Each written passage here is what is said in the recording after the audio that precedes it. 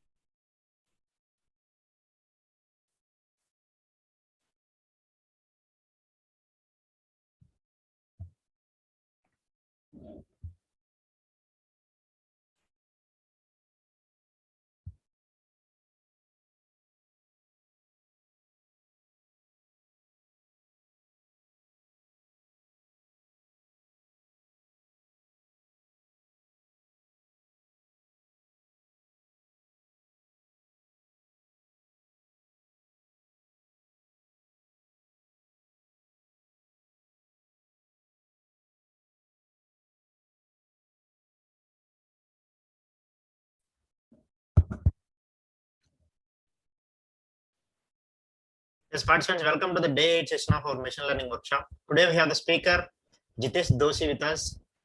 He will show the demo related to module 4, which is practical introduction to the Vika. Actually, Mr. Jitesh Doshi is a bioinformatician with master's degree in bioinformatics from the University of Pune, and he also has completed advanced bioinformatics courses from University of Illinois, Chicago, USA. Currently, he is heading a young startup company that is Bio Insight Solutions, which provides IT solutions, training, and consultancy services in the field of bioinformatics and bio-IT. He has worked as a research bioinformatician at Tata Memorial Center, Advanced Center for Treatment, Research, and Education in Cancer, ACTREC, that is Navi Mumbai. He continues his research work as a visiting researcher. Before working at ACTREC, he spent 2.5 years in University of Illinois at Chicago. He has attended various courses in computer science and bioinformatics and simultaneously working as a teaching assistant to advanced graduate courses. He worked as a research associate to Bioinformatics Center of University of Pune and domain analyst at Persistent Systems Limited, Pune. His active area of research is applications of machine learning in bioinformatics and computer-aided drug discovery. Along this side, all his career path, he has pursued his passion for teaching by conducting numerous lectures and workshops for various colleges and institutions. Currently, he has been conducting the Bioinformatics Summer School to train the students and teachers who wish to begin their career in the field of computational drug discovery. I would like to request Jitesh sir to start the today's session.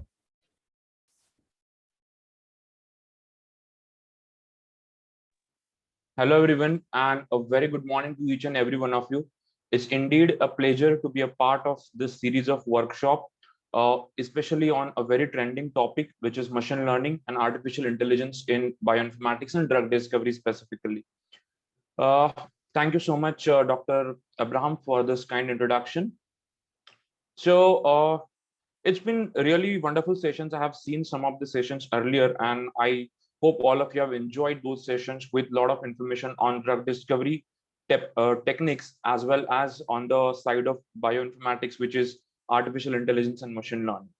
Today's topic is a little bit going to be different. It is about exploring another library of machine learning algorithms, which is called as Veka. And we'll be introducing how to use this, why it is important right now also, and what more we can learn about it. I already know that most of you have learned about many terminologies and different types of algorithms associated with the machine learning. So I'm not going to spend a lot of time on those parts, but maybe just for the completeness of this discussion, I'll have a very quick overview of the different types of tasks that we can perform within the machine learning, especially for the drug discovery, and how we can do the similar task by using various libraries. So let's start this discussion. Let me share my screen and then we can start.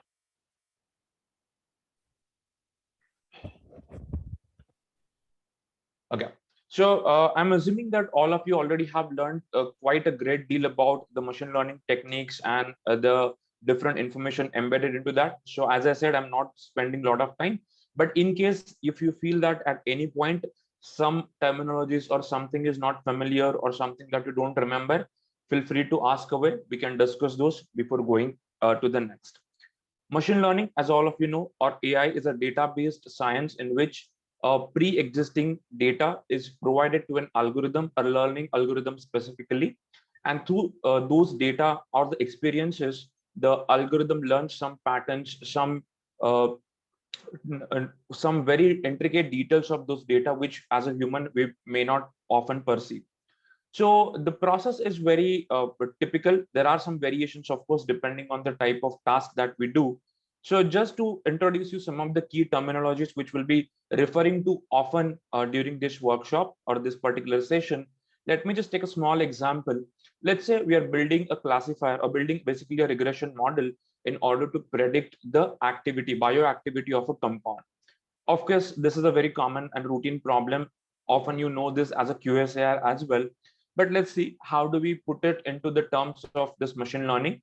So initial phase is, of course, data collection. We'll talk about the steps later.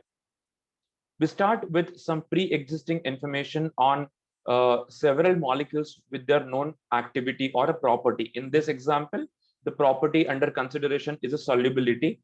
So these are the values which are experimentally provided by certain studies, like maybe they may be high throughput screening studies, there may be some other experiments and so on. So when we are training or building a machine learning algorithm classifier, we essentially have two types of data that in which we divide our data sets. One is called as a training data, which we use to train the algorithm, which this data is shown to the algorithm and it will extract the patterns from this data, or it will learn from this data. And another is a test data. We keep it separate. It's also called as unseen data, which will be later used by the algorithm to evaluate itself and find out how well it can predict the values, or it can estimate the properties of new and unseen data. So I think those are very simple terms you understand. The representation of any problem statement is key in understanding the machine learning problem in detail. Any kind of class, any kind of activity, any property you're trying to predict, you have to represent your data sets in a certain way. And the way we do that is by something that we call as features. These features are the key over here, because those are going to explain or describe your data points. In this case, the molecular structures. In some other cases, it can be some demographics or something else. So these data that we have recorded, it comes as a set of features, often also called as attributes. So these are some correlated terms that you should remember. So through these attributes, we try to estimate the predicted prediction variable that we are having here. So for example, in this particular example shown on the slide, you can see that the solubility is a property which is supposed to be described through a series of properties like hydrogen bond acceptors, hydrogen bond donors, and polar surface area. I mean, of course, there could be many other chemical properties responsible for a property of solubility. So essentially, these features are the ones that we assume are important or relevant for that particular estimate we are trying to achieve. So such kind of features needs to be taken into account for the purpose of learning algorithm. Once we have such kind of a data, the learning algorithms tries to find a certain equation or a model, as you can see. So essentially it assumes that the prediction variable is a function, some kind of a function of these features that you have provided. So it will try to estimate through whatever algorithm you're using, the correlationship between these particular features and the prediction variable that you are looking for. And this process is essentially called as model building. Depending on different algorithms, different kinds of models are going to be generated, and they will have many various properties. We'll talk about some of those. And this function which is given by the algorithm at the end of this process is called as the model. Now, once we build a model, of course, we need to evaluate. Just because we have built it on some good data doesn't mean it will work equally good on unseen data as well. And that's where our test data will come into picture. In this case, the 2 out of 5 molecules that we had set aside as a test, we asked the model to predict the values for those particular instances or samples. And when the model predicts those values, we compare them with their actual values. That's what we call as model evaluation. Now, often you do not get a very good quality model right out of the box. You may have to do some things in order to achieve a better accuracy or a better precision in a model. So what we do, depending on the differences that we see in the actual values and the predicted values, we try to find out where could have things might have gone wrong, or how we can improve this model by changing some parameters, or by changing some features, or some data pre-processing, and so on. So this process will depend on the model, the performance measures that we are using, and then we will optimize the model. Once we have a well-optimized model, then finally we will use that model for the purpose of deployment as a service, or the software, as a toolkit, or you can publish it as a, of course, publication, a scientific publication, so that these models can be utilized by others for the unknown data, so that a new input, when it comes, it can be submitted to this model, and the values of those y variables could be predicted with some confidence with these models. And that's overall the terminologies that you should worry about, because this is what we will be discussing quite a lot of times. Now, when it comes to the actual steps which are involved in a general machine learning technique or machine learning project, let me go through some very basic steps. Again, I'm not here to discuss the machine learning completely. You already have seen that. So I don't want to want to bore you with all those details. But essentially, when you talk about any project which includes ML or AI techniques to solve a certain problem, then you need to think about few important steps over here. It all starts with a problem statement. You define your problem statement, you do some reality check, understand that whether this kind of a problem is a solvable. Do we know enough about this phenomenon to be able to solve this problem or not? So that is your initial check. Once you set up your problem statement that, okay, this is what I want to predict, then you will look for a certain type of data. So data collection is again a key step where you want to go for a good quality data, which is a good representation of your phenomenon or your process or your property that you're estimating. And that is again very important thing. So most of your solutions in AI and ML depend on availability of the data. If for a certain problem statement you do not have any data available, of course it will be very difficult to get into this process of building these different algorithms, classifiers, regressors, and so on. The next is data pre-processing. The data that comes to you from various sources, they may be literature, there may be various other databases or web services and so on, or they can be even your own experiments or surveys that you can conduct being in an actual real population. So we need to pre-process it. We need to make sure that the data is really good, it's clean. You can do some basic exploratory data analysis to understand some basic patterns in the data. And based on that, of course, you will go forward and take a very clean set of data points towards the next step. That's where you will, of course, do the immediate splitting. That is the train test if you are using that kind of a testing technique. Or if you're using a cross-validation or other testing, of course, it's not there. But why it is important is that if you look at the data initially before actually running an algorithm, our brain is very good at picking up different signals and patterns, even in complex data. So you might get some bias towards data, and you might be tempted to split the data in a certain way, which we often refer to as a data snooping bias. So you shouldn't actually look into the data unless it is, of course, requirement of a certain problem statement. Then the next step in the process is a feature extraction. We try to understand that which attributes, which variables may be able to explain these observations that we are trying to predict. So for example, if you are trying to predict, let's say, whether a protein is a DNA binding protein or not. So for DNA binding, what are the important things? Which amino acid often are binding to the DNA in the known data? What is basically the sequence of those? And so many other things could be important. So we essentially try to find out what matters for a particular problem statement. And this is where a domain expertise or a domain knowledge is very important, because you, based on what domain you are applying this ML and AI techniques to, you need to understand that domain very accurately so that you can find out which variables are more important for a certain problem statement. Once you have your data in the feature and everything ready, then you can go for choosing a particular method based on your data plus objectives. And of course, through trial and error, you can choose a certain method. By using that method, you will be training your model.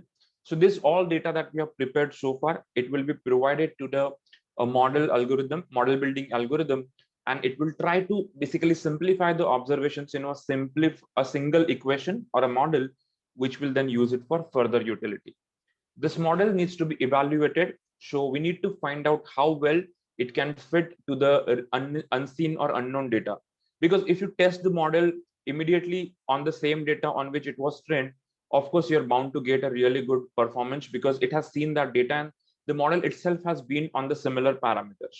So we need to test or evaluate it on some different data by checking some statistical parameters, plus by providing some unknown data like a test data or a validation data set. And finally, once you're happy with the model's performance, you can then go ahead and publish.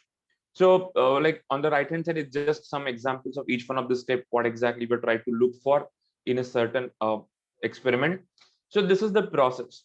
Now today we are going to learn about a library called Weka. So we are not going to discuss especially the initial parts, that is the data collection, pre-processing and all. I think you already have discussed that quite extensively in earlier sessions. We will essentially be focusing on the utility of Weka as a tool or a library to perform certain experiments with the data that we already have. So we'll talk about it. The next few important terms that I just wanted to go over, I think again you are quite familiar with those. That essentially what is supervised learning, what is unsupervised learning, what is reinforcement learning, what classification is, and so on. So at any point, if you feel that any one of this is not familiar with you, just let me know. We can again discuss that.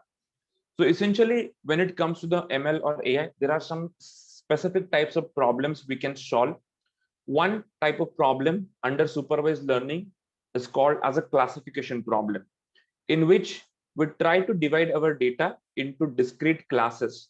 There may be, for example, let's say inhibitor versus non-inhibitor. It can be something like activators versus non-activators, or anywhere you have, like for example, it could be four specific classes of diseases in which we can, or cancers in which we can classify the data. So when you have this data that can be classified or segregated into individual discrete classes, we call it as a classification problem. Again, there are various algorithms available for classification purpose, like support vector machines, logistic regression, the artificial neural networks, random forest, and so on. When it comes to the regression problems, this is the set of problem statements when we have the prediction variable is a continuous. It does not have any discrete classes, but we are trying to predict the real value of that data point by using these algorithms. So regression is again a certain type of task. And again, there are multiple algorithms available like linear regression, the artificial neural networks, support vector regression, and so many other algorithms are available. This is just an example of different supervised algorithms. Again, you already have discussed these in some other classes, so let's not spend time. Let's just take some of the examples of these tasks. So how we classify the task based on our objective. Now, in this particular example, we have a data set which consists of some molecules which are activators for the kinases. Kinases are a certain type of enzymes that we have in our body. So, and the other class we have is a kinase inhibitors. So we want to devise a classifier or devise a machine learning algorithm which will be able to tell us whether the new molecule belongs to any one of these classes or not. So that kind of task is called as the classification task. And basically we give this data to supervised model algorithm, we train it.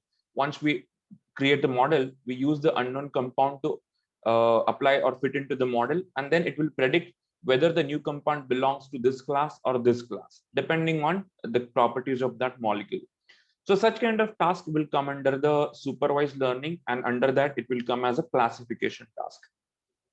When it comes to regression, essentially, as you can see here, I have a data set of certain compounds and their log p values. Now, log p is a property. It will be, of course, different for different molecules, and it is a continuous variable. So here you can see every molecule has a different log p value, and we don't have any classes as such. Like we can, of course, make classes like high log p, low log p, and so on. But right now, the output values that we have are continuous.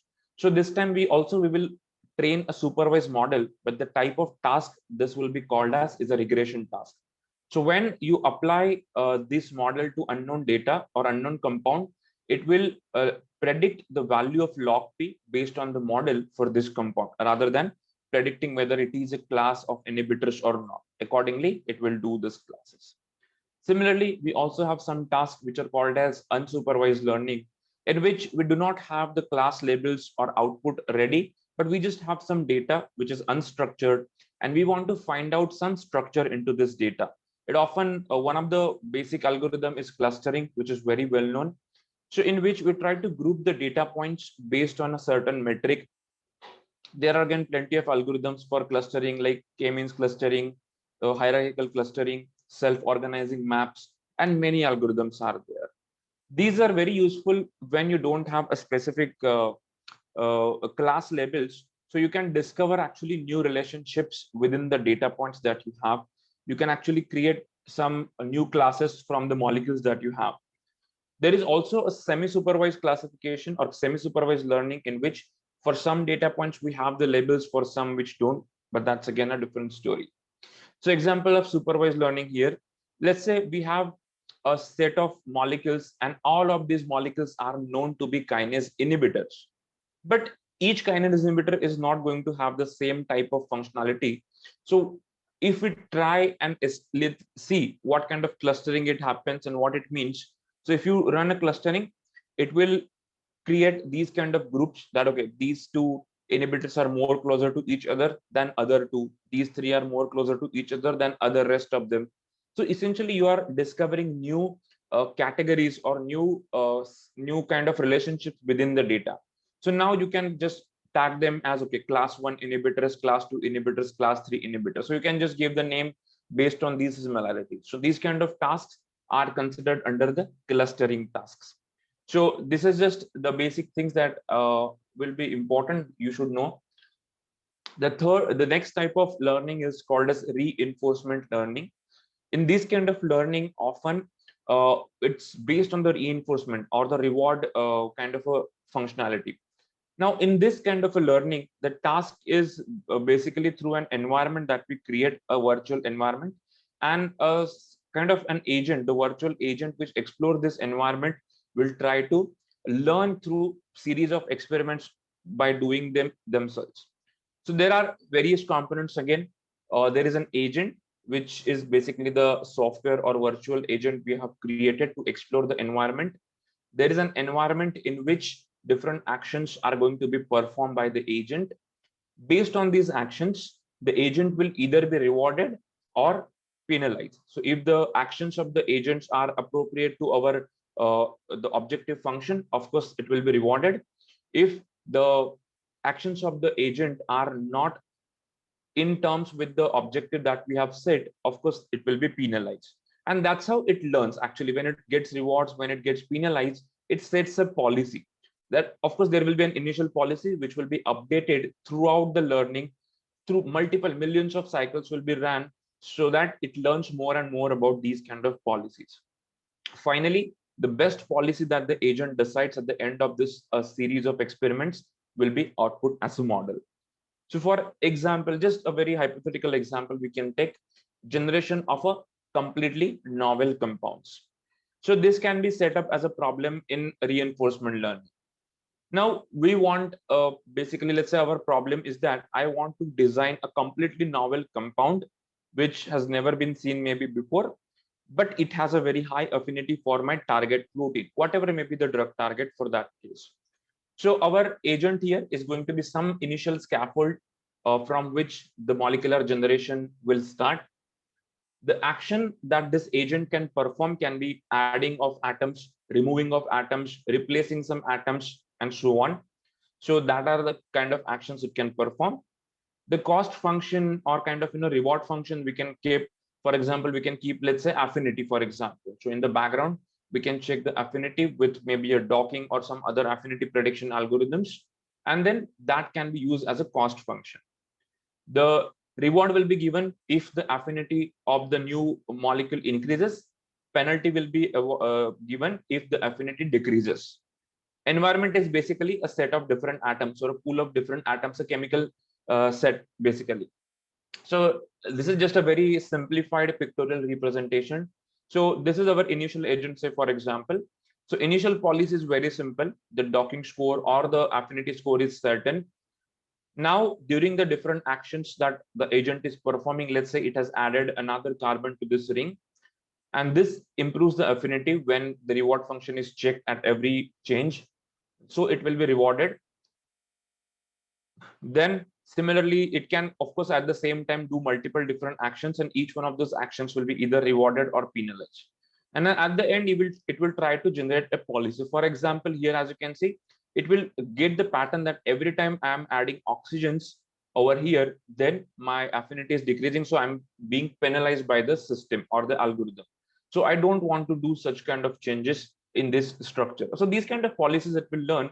And at the end of this entire millions of cycles, by trying out many different population of compounds, it will come up with few good set of compounds which potentially has a good affinity for the target that we have. So these kind of problem statements we can consider under the reinforcement learning. There are many practical problems like, the self-driving cars, for example, the protein folding process, for example. These are all studied under the reinforcement learning, because there are the environments that we can create for the agent to learn through a series of simulations within the virtual distance. So these are the different types of learnings that we can do. I think all of you already know about all those things. Now with this, let's shift our focus to Weka. Where does Weka come into picture, what it actually is, and how do we use it with different functionalities? Now, first, let me tell you that you already have learned about the Python, you have learned about the Jupyter notebooks, different algorithms, the libraries like scikit-learn or other libraries. So this would technically be kind of a step down if you ask me, because this is a simplified way of doing the machine learning, and it's good for beginners, of course. That's why we're learning. Now let's start exploring a Weka software, understand the properties of those. For me, Weka is very special because Weka was the very first machine library that we were introduced to as a student when we were learning, probably some 10, 11 years ago. It was the first library. That time, the Python, these scikit-learn, TensorFlow, these libraries were not that popular. There were some algorithms available within the R and some other tools. But Weka was something really important that time, because we were just beginners coming from the biological field, and this was something very useful for learning phase. And it's true, it again still holds true that it is such an interesting kind of a library. It's just a set of algorithms the way they are already present in other libraries, but one feature of this is essentially it's a graphical interface based library, so you can actually see what you're doing, and it makes a lot of difference, especially when you are a beginner in this field. So Weka is a freely accessible tool. You can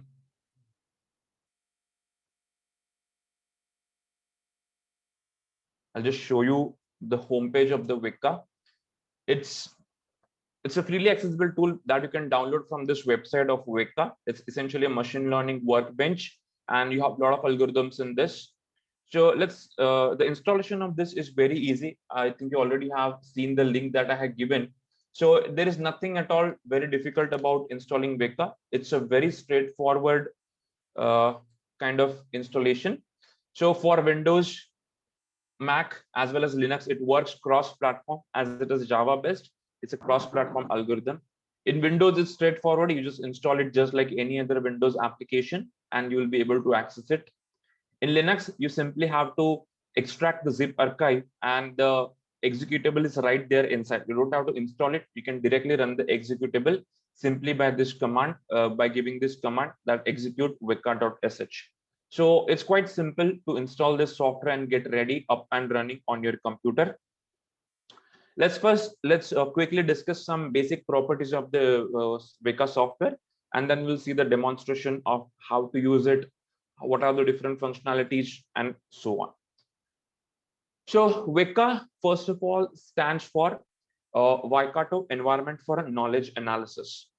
Essentially, it's a knowledge analysis platform or kind of knowledge discovery platform, just like by using machine learning algorithms. Weka also happens to be one of the flightless birds that is found in New Zealand. This software was developed at the computer science department of University of Waikato in New Zealand. So they also have adopted the Weka bird as their symbol or as an icon or a logo for this software. So you will see this often on all the modules of the software. The first introduction of this was in 1999, and over the time, of course, it has developed into a very good suite of tools, and a lot of additional functionalities have been kind of accrued on this. It has multiple access points. So no matter whether you are a novice, whether you are an expert, or whether you are building something on enterprise level applications, you have access points at every level for this particular software. The key features which set this aside from other libraries that you have seen so far is the graphical user interface. For the people who are coming from the biological or classical sciences domain, it's hard to adopt to the programming paradigm or the overall coding environment, and it takes some time. Of course, you will be able to do that in due time, but it just takes some time. So initially, when you're learning about these algorithms, the graphical user interface can make things much easier to perform than the codes. So those who are afraid of codes, this is the no code environment that you have for training your machine learning algorithms, different types of those. It's has a very easy graphical interface. Along with that, it also provides amazing APIs, Java API, R API, Python API, Spark API, different kinds of application programming interfaces are provided along with this. So you can access the codes written in this through many different languages. The outputs which are generated over here are quite informative. So they are amazing for the learning as well as the research phase. And then you can learn more about these algorithms, how do they produce the output, how the algorithms actually think, what are their strategy has been. So all those things are given as an output in a very nice way. It is essentially a collection of several popular machine learning algorithms, starting from the basic naive Bayes to multi-layer perceptron, the neural networks. So all such kind of algorithms are pre-written, so you can simply use them. It also has many additional functionalities which can be accessed through a package manager. So if you want some more advanced or sophisticated algorithms like convolutional neural networks or recurrent neural networks, you can add those through different packages and install them along with the Weka. So still you can work with high dimensional data and some other kinds of data like images and text and so on. It also provides a very nice visualization tools to look through the data, plot the data at different dimensions, different axes, to understand the model in a visual way. Like for example, there is a tree visualizer, there is a network visualizer, and so on. And plenty of matrices are given, all the things that you require like accuracy, precision, recall, FN score, true positive rate, true negative rate, all such things are given as an output in this particular visualization, or a very simplified output that is given. So these are some of the key features which might make some of you interested in learning more about this tool. When you open the Weka, this is what it opens. It opens as a main graphical user interface, which is kind of the central part from which it diverges into many different interfaces. There are plenty of modules in which it is divided. So the main interface of the Weka, it's divided into these 5 applications. The first is an Explorer, which we will be using extensively. Explorer is basically a graphical interface to train different models, filter your attributes, select them based on various criteria, visualize your data, and so on. Experimenter is a kind of little bit advanced module in which you can experiment with multiple data sets and multiple algorithms at the same time. This is often done in order to assess or compare the performances of different algorithms on different data sets. So that can be used later once you understand the Explorer. The knowledge flow interface is another interesting part. So knowledge flow is just like generating a graphically generating a pipeline. So basically all the modules you're going to need, like data loader, attribute selection, data filtering, all those things you need, you can just put them one after the other and create an automated workflow and simply run that workflow on a given data set, and you can reuse those workflows for different data sets. So knowledge flow is kind of a pipeline generation tool which is available within the Weka. Workbench is a newly introduced tool. It was introduced just in this recent version, that is 3.8.5. The 3.8 actually, as you can see, it essentially what trying to attempts is that it is trying to attempt all of these interfaces into a single. So the new developments which are happening with the Weka, they're trying to combine all of this into a single window, and Workbench is a kind of prototype for that. So it still has the same things like Explorer, Experimenter, Knowledge Flow, and CLI. CLI is a command line interface. So for those who are fond of command line access to different algorithms and different programs, it also provides a simple Java-based command line interface which you can use to access different algorithms. So this is what the main graphical interface of the Weka looks like. There are also plenty of menu options over here. You have various kinds of visualization options. You have various tools like package manager and ARFF viewer. We'll talk about what ARFF is, the database viewer, and so on. So it has plenty of functionalities. we'll be discussing each one of those. The first thing we need to see here is the data format, the file format that is used by Weka. You already have seen that when you load any data into Python, you often load these as either the comma separated values, that is a CSV file, or a Excel file, or a tab separated or tab delimited files, or some of the other files. Or they can be like, data frames in pandas or so on. But the Weka uses a specific ARFF file format, which is attribute relation file format. It's default to Weka. It may not be very commonly used in many other places, but still you will find a lot of data sets in this format because it supports in Weka. So understanding this file format is very simple. It's nothing difficult about it. It's essentially, you can say, an extended CSV file with an addition of a header block. So if you look at the file, it contains various kinds of sections. Initial, there could be optional comment section, which is always preceded by this percentage sign. So all the comments you want to write about the data set, like what exactly is the data, what each one of the attribute actually means. So all this information can be embedded into this comment section. That makes it easy for any other reader to understand your data properly. Then follows the data section, in which we have sections like relation, which is simply the name of the data set or name of the relation that we are investigating. Then attribute, which describes every attribute and its type based on what data is available. And finally, the actual data, that is the observations that you have. So to show you an example, how does the ARFF file looks like? Let's say this is the simple.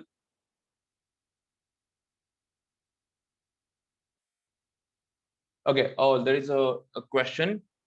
As Weka is a GUI, hence can it handle big data? Does it use GPU? Yes, it can handle big data, and it can work with GPUs as well as it can work across multiple clusters. So there are some additional functionalities that you can download, the packages that you can download. And also you can download the things like deep learning libraries, which are GPU based, or scikit-learn. Also you can access directly the GPU based versions of the algorithms. So you can do that if the library supports that. But by default, the basic version of Weka in itself does not work with a really big data. You just have to add some packages and then it is good to use. As I mentioned, you can also distribute it across the clusters. And if you have a really big data set, you can distribute across the clusters and work it. Okay, so all right. So here you have an example of a very basic, simple iris data set, as you can see here. So it's a very basic data set. I think every one of you might have accessed this at some or the other point in your learning. So the normal file would look like this, the tabular way. The CSV file look like the comma separated files. The same file in the ARFF format would look something like this. So the initial part, which is this, as I mentioned, these are all nothing but comments. So this can contain any information that you want to add. So here you can see who has created the data set and where it comes from. It can also describe the attributes. Like a lot of times what happens, we have a data set with a lot of attributes given, the column numbers are given, but we don't understand what they actually mean or how they were calculated. So all these explanations can be written in the comment section. The next line is a relationship, or at the rate is basically a part of the data. So this is just the name of the data set that you're using. It can be anything that you want. So the data set will be referred to as not as a file name, but as a relationship name in this. So this is the relation. The next is the attributes. So every attribute, so here we have 4 attributes: sepal length, sepal width, petal length, and petal width. So each one attribute will be described on a single line, and then it will be described as a type, whether it's a numeric, whether it's a nominal, whether it is just having a certain discrete values, or so on. So for example, as you can see, these first 4 variables are numeric in nature. So or the data point or data type here is numeric. But the last one, the class that you want to predict, whether it's a Setosa or Petosa and Sentosa and so on. So for that, you have here the attribute class. And for that, the way we write the type is simply in curly brackets. We write the possible values for those. So here we have 3 classes: iris setosa, iris versicolor, and iris virginica. So these are the three possible values for this particular attribute. Now, not necessarily only for this we can have such data. Even any of the attributes can also have such kind of discrete classes as or discrete values as their type. So all such way we describe these different variables in the attribute class. The next is the data attribute or data section, in which you have the actual data. So here you can see you have the same data, but directly comma separated way. So every comma separated data point is written just like we have in a CSV file. So only difference is that the headers of the CSV file are now transformed to these kind of lines or attributes, and that's what we call as an ARFF file. So let me show you maybe example of one of such files. You can take. I'll open some ARFF file in a text editor. So yeah, here you can see the relation. So minimal things are relation, then attribute, and of course the data. So here the relation name is too long. It's actually automatically generated by a software, but it can be very small as well. That what kind of relationship it is. Then starts the attributes. So here we have different molecular descriptors as attributes. As you can see, most of them are, all of them are actually numeric in nature. Even if it is the data for the regression problem, that is your prediction variable is again numerical. Again, the class for that, the last variable will also be the same, that is numeric. So these are too many over here. Yeah. So you can see the last attribute, that is IC50, is also numeric, and that's how we describe it. But while loading the data into Weka, we can decide which one we want it to be our class variable or a prediction variable.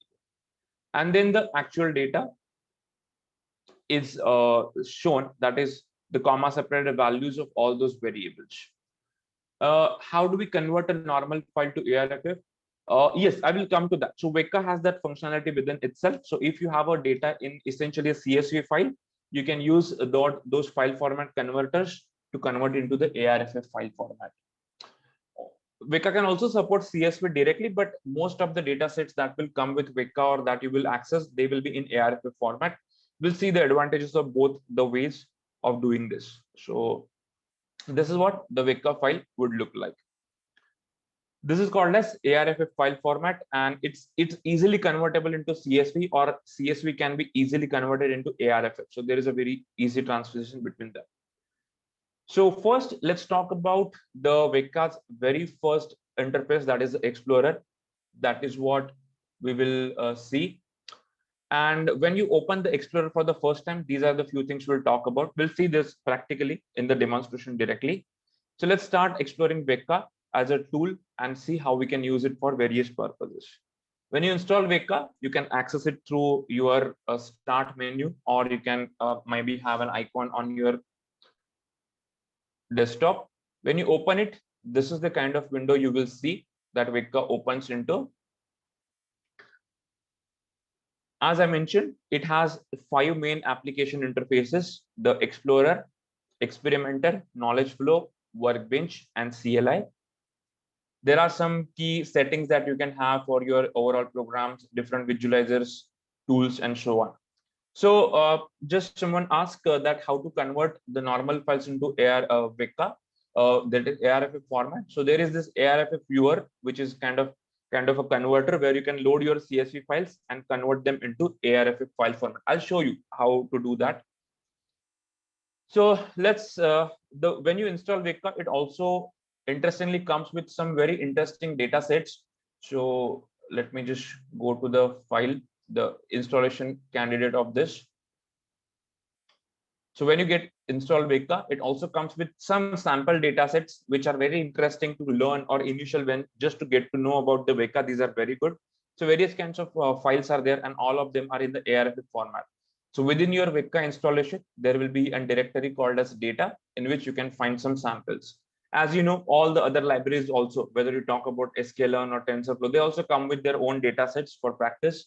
So similarly, we have these over here. So let's take first this diabetes data set, which is again a very common data set, as an example, and see how we can learn the Weka or navigate through Weka through this data set. First, let's have a quick look at the data set itself. So this data set is called as PIMA Indians diabetes data set. Then it was original owners of this data set are this, that is National Institute of Diabetes and Digestive and Kidney Diseases. Then some other relevant information, what kind of constraints were placed and everything.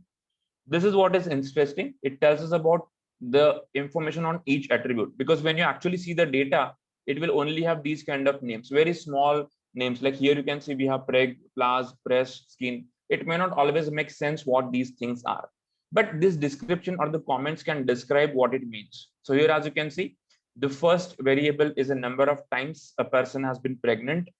The second variable is plasma glucose concentration, a 2-hour in oral glucose tolerance test, diastolic blood pressure, triceps skin fold thickness, 2-hour serum insulin, body mass index, diabetes pedigree function, age, and the class variable, that is 0 or 1. So these classes are basically interpreted as tested positive for diabetes or tested negative. So 1 is tested positive and 0 is tested negative. So this information can be embedded in the ARFF. So anybody reading this data, it can make sense to learn about that.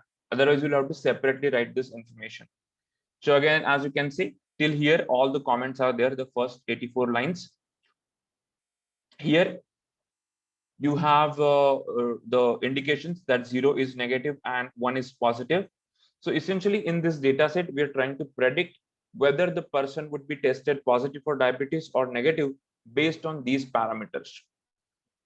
Then the class attribute contains two things, either tested positive or tested negative, and the actual data, the values and the classes are given here in this rest of this. So this is the data set that we will use for exploring this entire Weka interface and learn about more about it.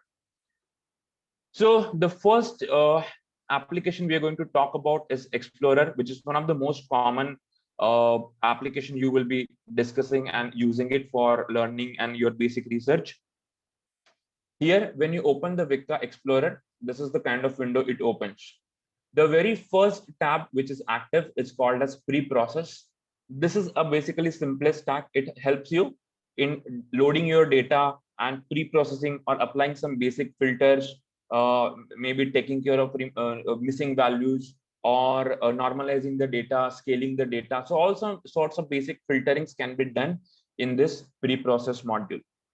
So here the data can be accessed through different files like this. If the data is present online, you can directly give the link to the data set and it can fetch the data.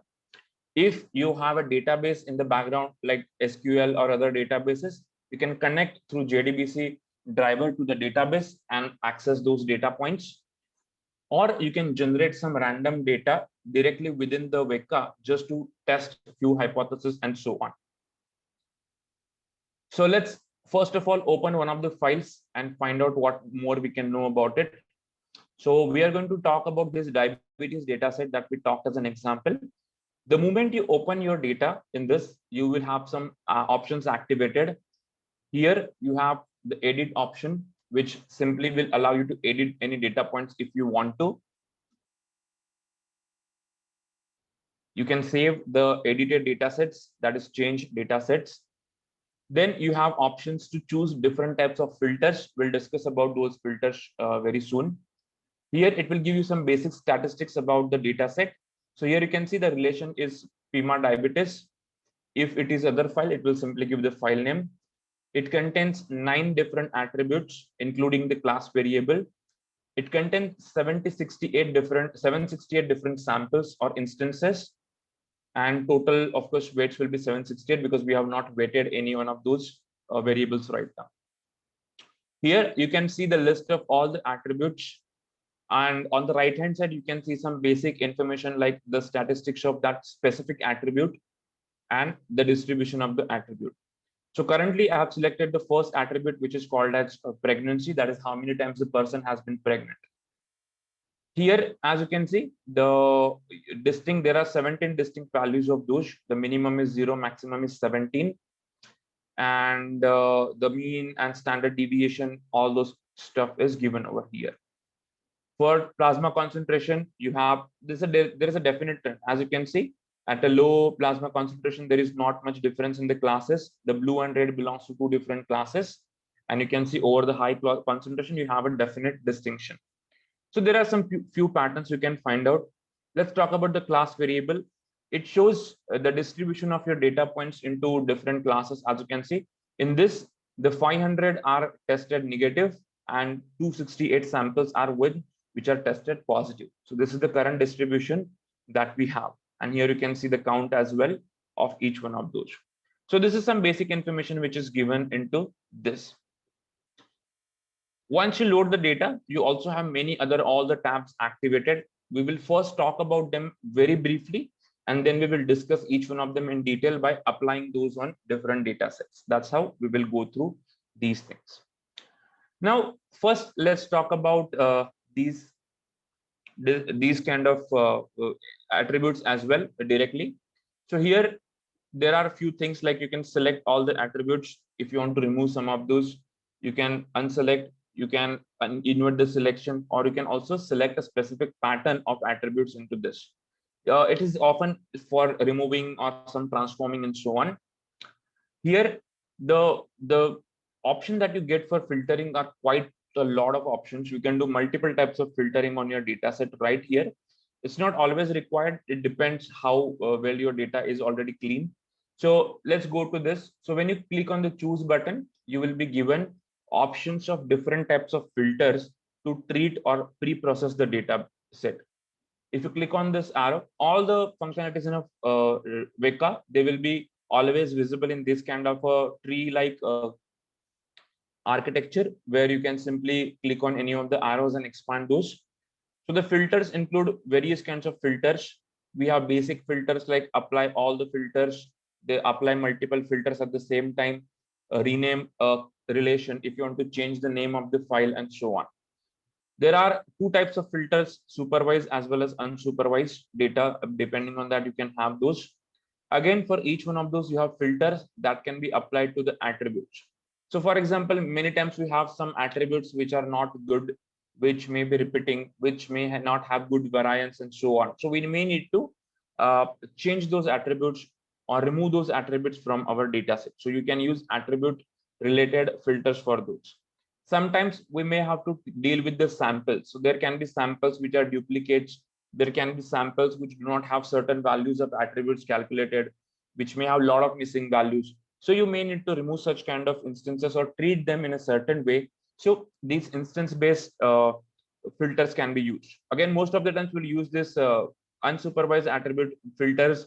Like there are many basic ones, like, so you can simply center them on a certain value, or you can convert the nominal to binary or nominal to string. You can normalize your data, or basically just like basic scaling that you do in sklearn. So all those things are there. There are many other things that you can remove certain attributes by selecting them that you don't want, and so many things you can do. Similarly, for instance, also you have various things like remove a range of samples or remove duplicates. So all such basic pre-processing can be applied before you take your data set forward. Okay, so right now we will not talk about it. Let's talk about it later with some big data sets. The second tab, which is opened over here, it is classify. As the name suggests, this is the place where you can access all the different algorithms. Now, whether you have a classification task or a regression task, essentially any prediction task, this is where you will come to. So this classify will give you various options to access different types of classifiers and regressors, and you can perform the classification with multiple ways. Then there is a cluster. So if you want to perform the clustering task, if you want to cluster several data points, you can use this clusters task. Again, you have various kinds of clustering algorithms available under this particular tab. There are also some algorithms which are we call as association mining or rule based association mining. So that also you can do. So if you want to find the rules of association between the data, you can use this associate functionality. And there are various algorithms like a priori algorithm and some others that we can choose. We'll come to those, how to access and how to modify the parameters and all that. One more very useful functionality over here is the attribute selection. Many times in many drug discovery datasets, it's often important to find the relevant attributes, and there are plenty of tools, plenty of techniques available to find out which attributes are good for certain dataset and which are not good. And this attribute selection or attribute filtering algorithms here, they give you plenty of different tools to do the same, exactly same that you look for. It has things like information gain or the principal component analysis, which is we use for dimensionality reduction. So all such things are available within the select attributes. Then finally, we have a tab which is called as visualize, which allows you to visualize the correlations of all your attributes with all other attributes and with your class variables. So often in the initial time, we have to do some exploratory analysis, find some basic properties of our different kinds of attributes. So here, what you can see, so you can plot any one of the attribute against any one of the attribute and find what kind of relationship that they have. So for example, it's this one. So this is basically the skin versus pedigree. Or yeah, this is also. So we can simply open that attribute and understand the relationship. We can find out how the data is distributed according to these two. Of course, we can change any one of them. So let's use class and let's say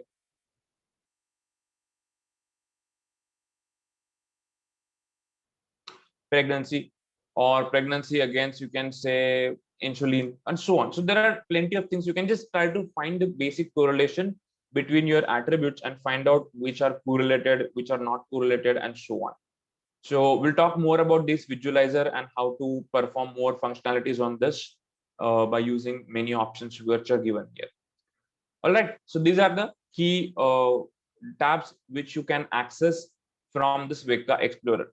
For all of them to activate, you first have to upload at least one data set over here, and then you can access all of those things. Now, let's come to very important one, for which we are learning this, that is classification or classify. How do we use different classifiers? How do we employ different types of validations and so on, or evaluations on this? What kind of output do we get? All of this we'll discuss right now. We will start by using a very basic classifier.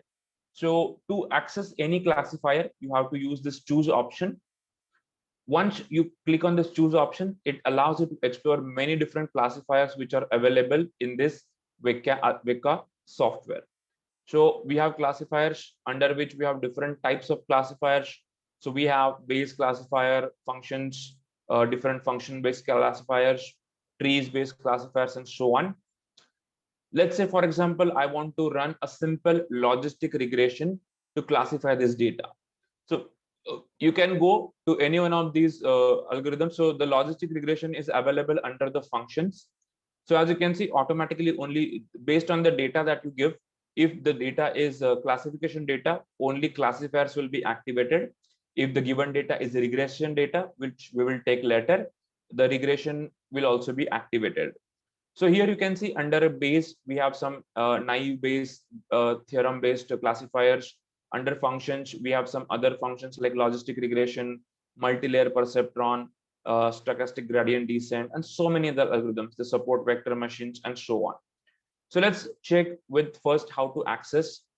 One good thing is this tooltips that you see. Anytime you take your mouse on any part of this window of the Weka, you will get a very detailed explanation and description of everything that this can do.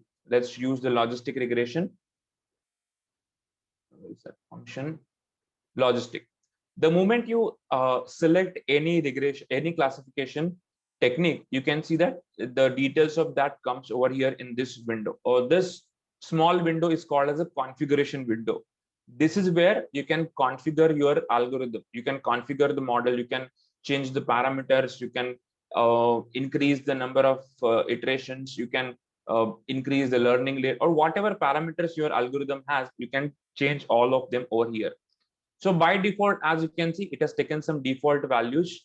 That this R parameter, that is ridge, is 1, 1e into 10 raised to minus 8. There are a few other parameters like m and number of decimal places to which it has to compute, and so on. So logistic regression is a very basic, so we don't have a lot of parameters, but you can test it simply by clicking on this, and you can see the description of what those parameters mean, what are the things we can change or tweak in order to optimize later, and so on. Right now, we are going to use the basic, the default functions. As you can see, the maximum iterations is basically -1 means it will stop on the stopping criteria or reach criteria. It won't have a specific number, but it will stop there. Then do you want to use the conjugate gradient descent during this for optimization? You can set it to true if you want to optimize it further, and all of other things you can change. So let's close this. Below, it allows you to explore many different type of test options. So these are different types of ways by which we can evaluate the classifiers or the algorithms that we are making, models we are making. So the first test option is use the training data set.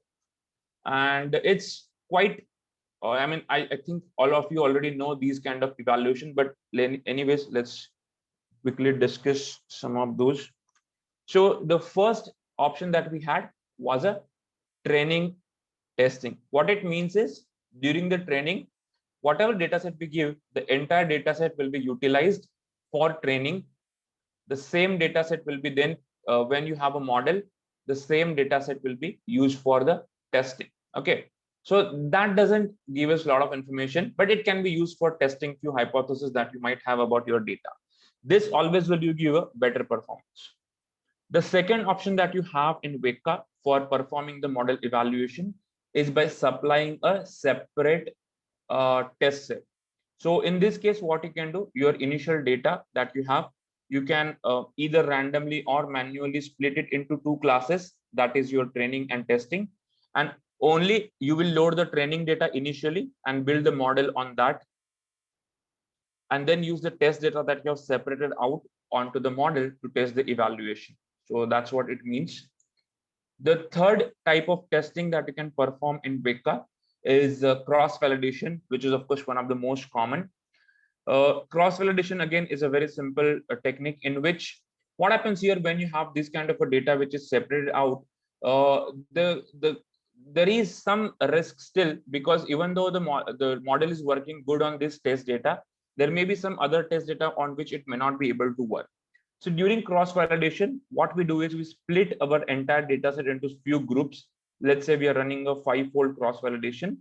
So we divide this data set into 5 different blocks, and we run the model building 5 times, every time keeping one of them as a test. So first, this will be test. These whatever number of samples come into this, there will be the test. In second iteration, this will be test. In third, this will be test, and so on. So the 5-fold cross-validation makes sure that different type of test sets have been provided for the testing. So that's what a cross-validation means, and you can perform that in this. And the fourth one is the split percentage, which is again very common one. So in the split percentage, what algorithm does is it randomly divides the data set into, depending on the value you have given, into 80-20 or 70-30 and so on. So it splits it. Now, the first that you have seen, that is the the second one, by providing the test set manually, and this. So one would ask, what is the difference over here? Well, the difference is that this step is randomized step. So every time your data set, the test set and trend set are going to change. You might have a different values of output in these cases. And also sometimes it may randomly happen that your this test set is not a good representation of all the things that you're trying to predict. But in this manual way, you are making sure that the test set contains all sorts of molecules. So if you have 3 classes to be predicted, you make sure that in the test set there are at least few samples from each one of the classes in this, so that we know the performance in a better way. So if you can do that, that's also really good. You can of course go ahead with that. So these are the 4 different types of testing we can perform in this. For this very first running we are doing, let's use 80-20% split. So 80% of this will go to the training, and 20% will go to the testing. You also have some more options like what should be included in output, what kind of things you want, and so on. So right now, let's keep it default and see what it produces, and then we can come back to these options. Here, it will usually will take the last variable as a class variable, but you can also specify if you want some other variable to be a class variable. And that's all. You're set to run your first learning algorithm. So on the diabetes data set, where we have two classes, positive and negative, we are running a logistic regression, and we are dividing the data set into 80-20 split. So you just have to click on the start button and your running of the algorithm will start. So I'll just quickly do it. As you can see, within a fraction of a second, you have your output. The moment you run your algorithm, here you can see the result list will come where all your models will be saved. You can see the list of all the models that you can see here. On the right hand side, in the output, you can see a lot of details. Actually, as I mentioned, it gives you a very informative output. So you can see a lot of things over here. The first block of the output would contain a basic run information, that which classifier you have used and what were the parameters of the algorithm at the time of the run, the data set name, the total number of instances, the attributes, total number of attributes, and the test mode that you have selected. So whatever you have selected through the graphical interface, all of that will be written over here as the output. Scrolling below, it will actually see how the classifier was running. So during the classifier was building the model, it sets some parameters and it computes some probabilities, computes some kind of values, some cost, and so on. So all this actually you can visualize. We'll see how interestingly we can actually see the tree that was built and so on. So here you can see that for logistic regression, the coefficients of all the variables that were computed by the model are these. So these are the different coefficients, and the intercept or the bias term is over here. The odds ratio which are required for the logistic regression, they are over here. The time taken to build the model is very small, is 0.02 seconds. And finally, the evaluation on a test data. So time taken is very quick. It did within, again, a fraction of a second. Finally, the summary of the result of those training, you can see the correctly classified instances are 125. So our test data set had, I think, there is a split. Total were 768. So whatever 200 or something will be there. So 125 were correctly classified. That means the accuracy that we are getting here for this run is 81.16%. Incorrectly classified instances are 29. So the basically error in that is 18%. You also see rest of the different types of error, different types of statistics like kappa statistics, mean absolute error, which is very useful again, root mean squared error, relative absolute error, root relative squared error, total number of instances which it tested. So 154 test instances were taken for this error. Often accuracy is not the final thing that we look for, because we know that accuracy can actually be biased. It's not something that we would always look for. So it also gives the detailed accuracy by class by using these kind of things like the true positive rate. As you can see here, though accuracy is 81.1% over here, you can see that the true positive rate is for this, the average weight is okay, 81%, that's fine. The false positive rate, the precision, recall, F measure, the Matthews correlation coefficient, the area of receiver operating characteristics, the precision recall area. So all of these statistics are given. So based on your understanding of the algorithm and what you are looking for, you can check for any one of the specific over here. We'll talk about some examples where we can take a specific example here. And finally, we have a confusion matrix, which is given as an output, which we often want to see in any classification algorithm to understand how well the classification has happened, so that we can understand the relevance of all these things and the class type 1 error, type 2 error, and so on. So here you can see on the top or the headers, we have the A and B, which are predicted classes. On the columns, the rows are basically the actual classes that is tested positive and negative, and these numbers belong to that. So as you can see, 96 samples were predicted as A and they were actually A. So that means these are the true positive values. 9 samples were predicted as class B that is tested positive, but actually were negative. So this is basically false positive. Then 20 samples were predicted as A, but were in fact B. So these are the false negatives. And then we have 29 samples which were predicted to be B and were actually B. So those are basically true negatives. So all of those values you get through the confusion matrix right over here. Now we tried with logistic regression. Let's see, this is accuracy is good, but it's not very good. So let's try to first, before optimizing this model, let's try to run some other algorithm and let's see how does that work on this particular same data set. So let's change the algorithm. This time, let's use maybe a tree-based algorithm. There are many. There is a random forest decision tree. Let's use this basic tree that is J48. It's basically the SLEEP 4.5 tree.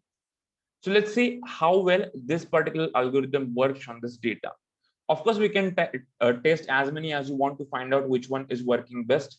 And let's start.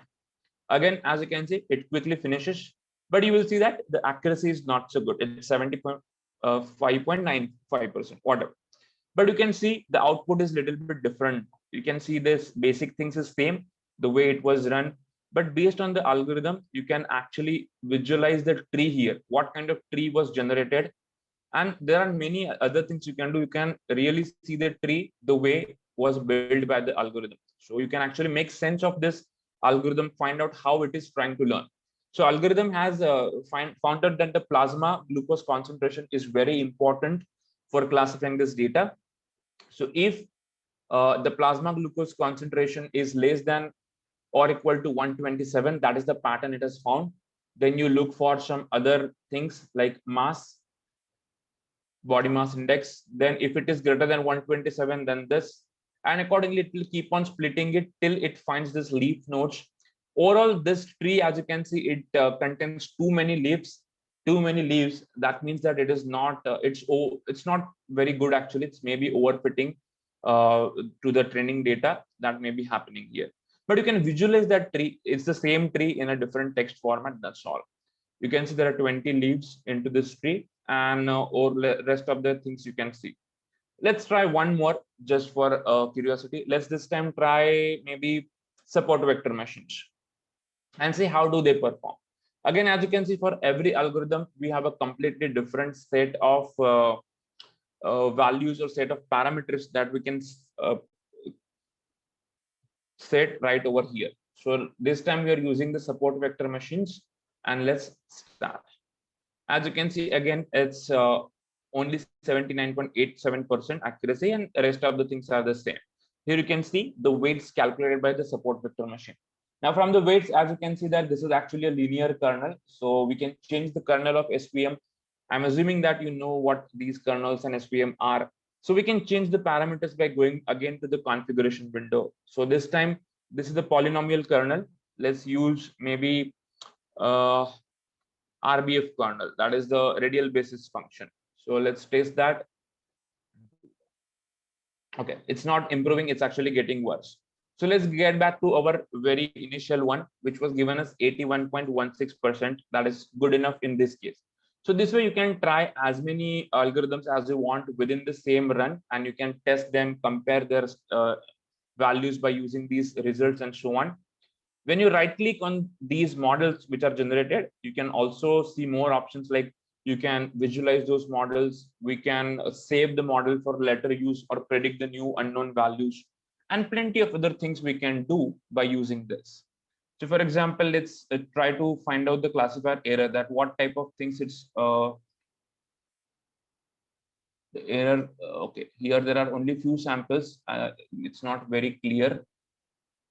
Yeah, we can improve the jitter, and you can see that same confusion matrix, what you will be able to see over here in this. That's all.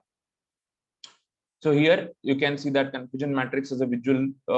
Then for support vector machines, again, also you can do the same thing.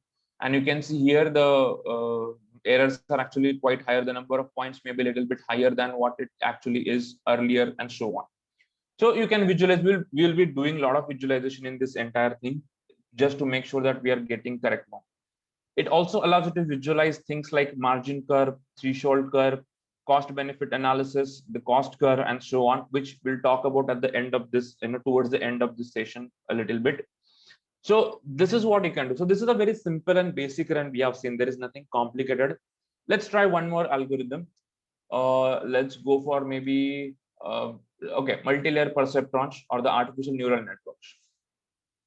So here, again, you have plenty of options like how many hidden layers you want. You can set it or you can automate the process. So when by default, the hidden layers are automated, so it will automatically take the number based on the number of instances and attributes that you have, but you can set if you want a specific. This also has a nice graphical interface, so you can visualize the type of network you are building. So let's set it true for now. And I think, yeah, the number of epochs I've set to 500. Let's start using this. So what it will do, it will open this kind of a graphical interface where you will be able to visualize the network, that this architecture of the network that you are building over there. So if you have more hidden layers, you will see all of them over here. So as you can see, this is our input layer. This is our single hidden layer. And this is the output layer, which contains two outputs, positive or negative. By starting the process of learning, you can build it. As you can see, the error and everything has been calculated, and then you can accept it. And finally, you will have this accuracy. Again, it's not very good. Again, we have not yet optimized anything. We're just seeing how to access different types of algorithms through this. So here, as you can see, for every node of the hidden layer, you can see the weights, the activation function, and the weights of all of those nodes are given for every activation function. So all of these details you can find out. So it makes it easy for you to learn how the algorithm is learning, how it is making those predictions, and how exactly where could be things going wrong, and so on. So that all depends on your understanding of the algorithm itself. But again, we are not here to talk about algorithms, just about the software, the Weka itself. Now, all of these things we are doing by using different algorithms. Let's see if we can do these things by using different kind of tests. Does it make any difference? So I'll again go back to my logistic regression, but this time I will use a 10-fold cross-validation as my test. So remember that earlier logistic regression showed us 81.16% accuracy when we had the 80-20 split. This time we are using a cross-validation folds 10-fold. So let's click on start. This time it will perform, as you can see, not so good than the earlier. And this is where the reality strikes in, that cross-validation will make your algorithm face the reality by giving it different types of test set every time. So this is what you should ideally look for most common cases. And of course, depending on your project as well. So here it is going down. Let's test one more algorithm. This time, let's select random forest. So very quickly and very easily, you can access different algorithms and work on those. So as you can see, a random forest by default values is working with 75.78. Again, you can, for optimization purpose, you can go back and change some things. Let's say, for example, instead of 100, I want to build 1,000 trees. So I can change to 1,000 and then test if it improves anything. So it's building now. It's a 10-fold cross-validation. So it will build the models 10 times and give you the averages. So again, it is not not really improved, even though we are building 3. So it's not really working for this. Maybe we can try some other optimization, but again, that's a different thing. So this classify window is your access to all the different algorithms that are available into this Weka. Just to go over again, the Weka has different types of algorithms based on many different things. The Bayes theorem based, all the algorithms, different functions based algorithms. These are lazy algorithm classifiers. As you know, they will simply classify in just one of the class all the time. Then we have some meta classifiers are also there. Then we have rule-based associations also there. Maybe we can try with, let's say, a decision table, for example.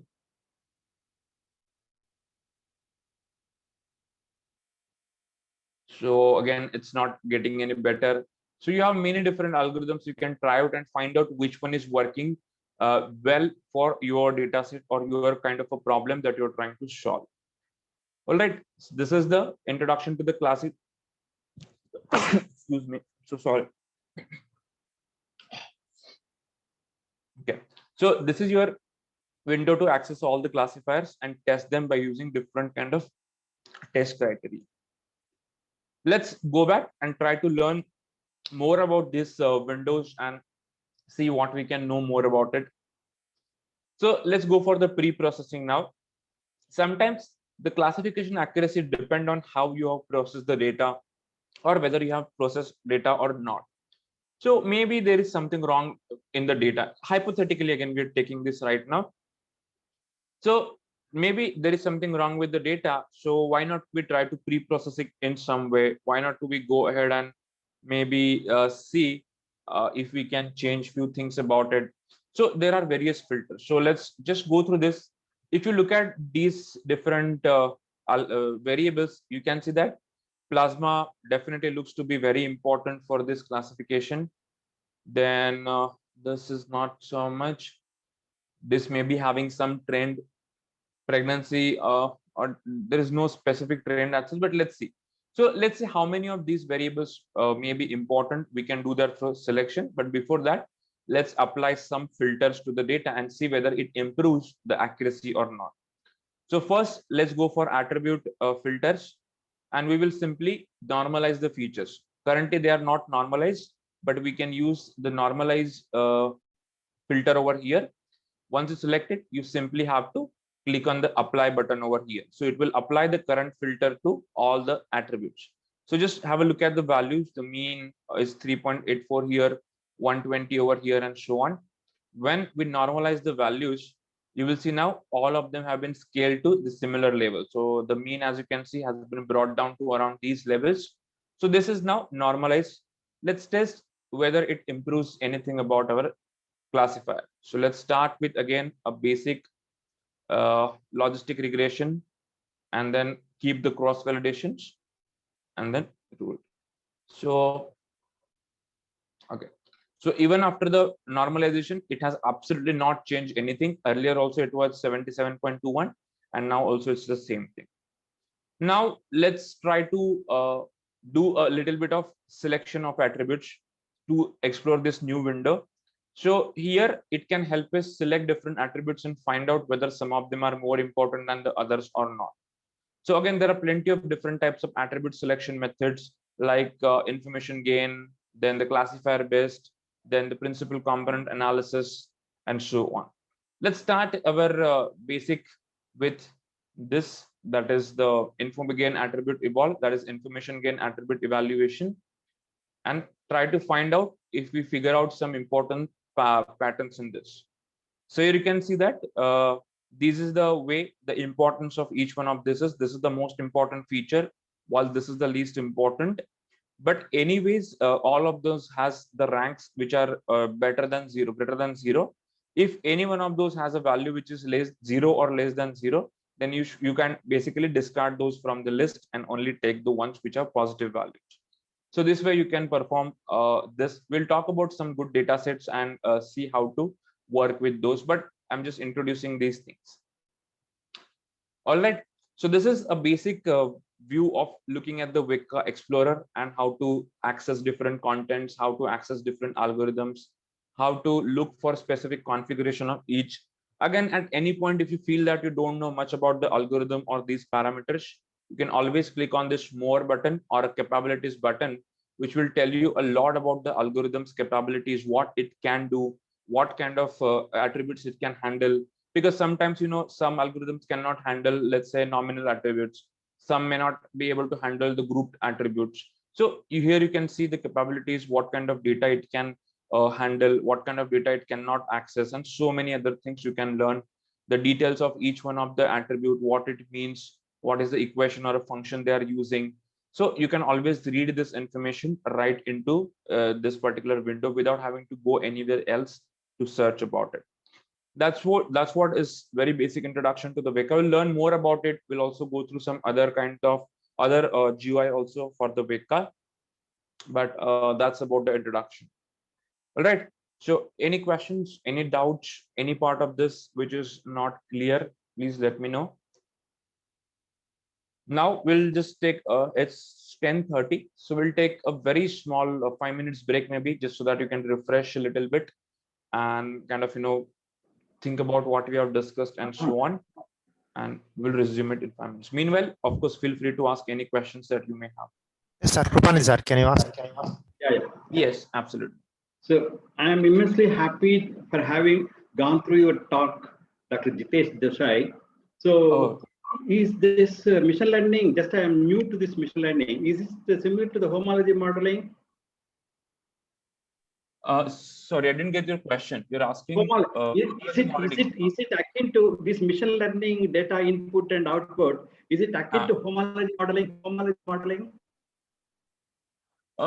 For homology modeling, no, I wouldn't say that this will work on that data. But yeah, if you want to build a completely different kind of a classifier for maybe predicting the structures of protein and so on, for example, you may be able to build through some data, but those will not be available. In this, there are no such advanced algorithms available. So this by default doesn't have like reinforcement learning, which is used for protein folding or protein structure prediction or other kind of neural networks. So these have very basic ones. So I wouldn't think that that data will be directly imported over here, if that's what you are asking. Okay, so the second question, sir. Mm-hmm. Yeah, so if you build up the library of epitopes of antigens, okay, if this is fed to the algorithm, and then as you said about the test antigen, if it is given, right? Okay, will it predict this? What is this called? Conformational epitopes and sequential epitopes, sir? Yeah, that kind of, yeah, definitely we can build. So only thing is that for Veka, your data has to be already ready, like all the features that you need, everything has to be calculated. So for example, when we do the epitope prediction, there are few important features we use. There are some sequence motifs which we use as a feature. We use the amino acid compositions and dipeptide compositions. We use the polarities or charges or many other features we use for those. So if you already have a data in that way, like you have, let's say 100 peptides, which may be like epitopes, and you can use those features of those peptides and directly import those into this. So, but you have to have that data ready beforehand. Only then you will be able to do that. So feature calculation, you have to do separately, and you can load it into this algorithms. Any form. Epitope prediction is a very common machine learning problem. Yeah, in continuation of this, sir, how to make a library of epitopes in ARFF format? Okay, it's the good place to start is actually making it with CSV, because directly ARFF, rather than that, you make your features first, all the features and everything. So for example, let's say, I think you're talking about conformational epitopes, right? Yeah. Okay, so I'll just show you one example database.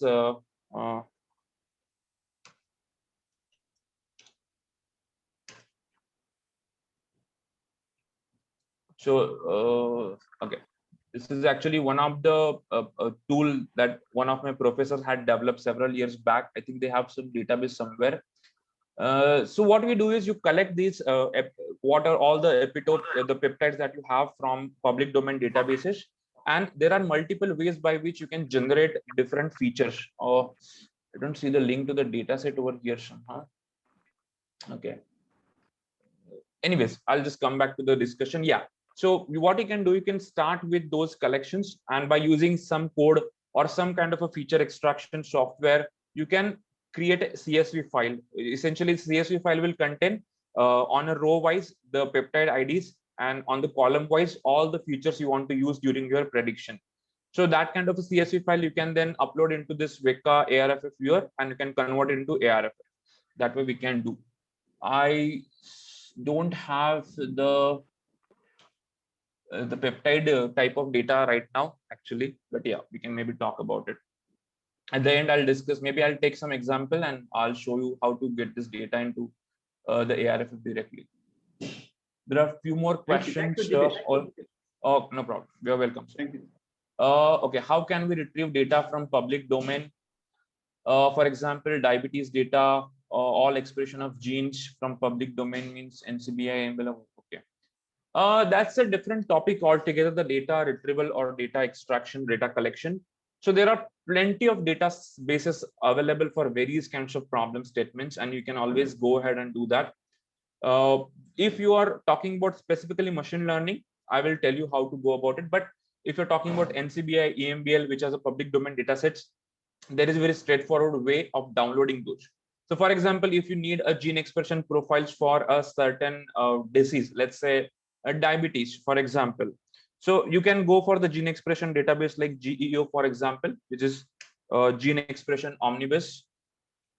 And the data which will come will directly be in the CSV format. You will have on the row wise all the genes and column wise the expression of all the genes. So you can simply go here and search for maybe diabetes, and whatever data set is interesting for you, you can use it and download. So these files will either be tab separated format, that is TSV or CSV. Any one of those you can open in the Excel file, and then from Excel you can simply import into the Weka. That we can do, but again that will take a different discussion altogether, how to collect this data. What I was trying to say is, if you're looking for specifically ready-made machine learning data sets, there are some beautiful search engines. Google, for example, has a very dedicated search engine called as datasearch.research.google.com. So here you can search for any kind of data sets that you want: gene expression, disease data sets, drug molecules, activities, any kind of data set you can search here. So it automatically crawls the web and understands these data sets and gives you links to download this right here from your browser. So this is the one you can use. Apart from that, there are a few others like UCI machine learning repository. So all those things you can use if you want a machine learning ready data sets you want. Okay. There is another question. As ML is evolved from last 1 decade, Anaconda, Python, and many machine learning applications has came in since, which are much advanced as compared to Weka. Then how can you define why we use Weka nowadays, as Weka is older than 25 years? Okay, that's why I at the very first start only I told you that this is actually a step down for you. If you already have learned about the Python and Anaconda and other things, this is definitely a step down. But then the code environment is not for everyone. Everyone is not interested in learning Python and coding and all those things. So this is a no code environment, especially for the beginner. So if you are a beginner in this area and you want to understand the algorithms and how do they work, and you want to try different things out, it's good. I may not be able to defend the utility in enterprise domain, like if you want to develop in a company a software, so but still it has big capabilities. Like it is, what we are seeing is just a beginner introduction, but there are so many things. So for example, it has a direct addition of a deep learning through deep learning for J. So even without coding, you can actually give the same thing. So those who don't want to code, for them, this is kind of a bliss. So definitely you can go with that. Apart from that, it has a very ready-made integrations to other languages like R, Python. Also, you can directly, like Python has many machine learning libraries. Like one is scikit-learn, another is TensorFlow, another is PyTorch. There are plenty of libraries. So similarly, Weka can also be used within the Python as a machine learning library. It depends on again your preference and type of problems you're doing, how much automation you need. If it is a very simple small problem, you just want to build one model, it's easy to just go to graphical interface and work on that rather than writing the code. But yes, your question is quite valid, and in current scenario it will be very useful to get the skills of Python, Anaconda, all such kind of libraries in place. But again, as I mentioned, everybody is not comfortable, especially the ones which come from the core biology background into this domain. So they should have something to contribute. And though it's a 25-year-old software, it has been updated yearly twice. So every 6 months, there is a new update, new functionality, new codes, new optimizations that come to this particular software. So though it's old, it has evolved from that time to this time. So I think it's really good in that way. All right. Okay. So let's get back to this particular Weka, and let's talk about some more examples, some more data. So the next data set I'm going to talk about is a very typical regression problem. So now we took the classification problem. Now let's talk about a typical regression problem. So the data I'm going to use for this is going to be the biological activity of molecules against an enzyme called as alpha glucosidase, which is a target in many diabetes. So let's open the data set. 1 second. I'll first show you CSV. I'll also show you how to convert the CSV into ARFF, or how to directly use CSV into this. Both way we can do that. So where is my Excel file?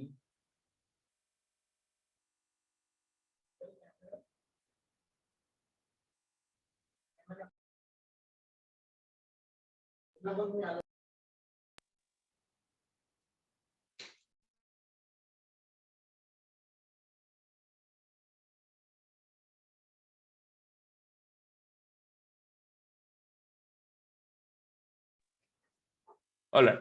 So this is the CSV file which contains information about the IC50 values of certain molecules and the descriptors, the molecular descriptors which are available or calculated from some software. For this, I think I had used the pi descriptors for this, and they have been filtered a little bit. So there is some set of molecules, and here is our prediction variable, which is PIC50.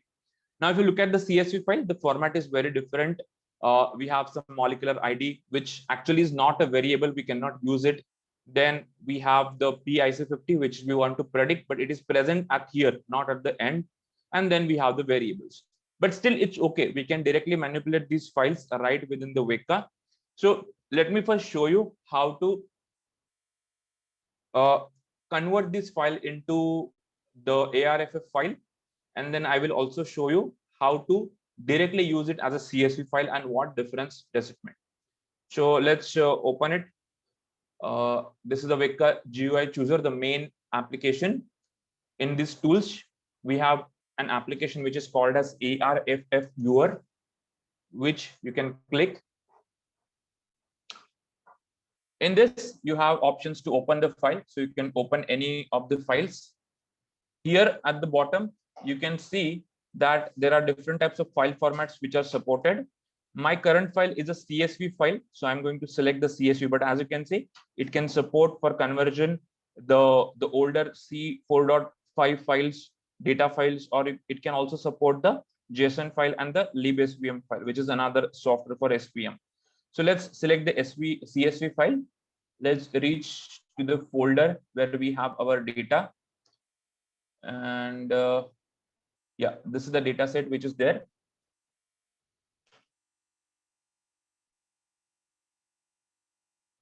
Oh, okay. It's throwing an error that attribute names are not unique. I think I have some attribute which actually is duplicate. But anyways, I'll open another copy of this file.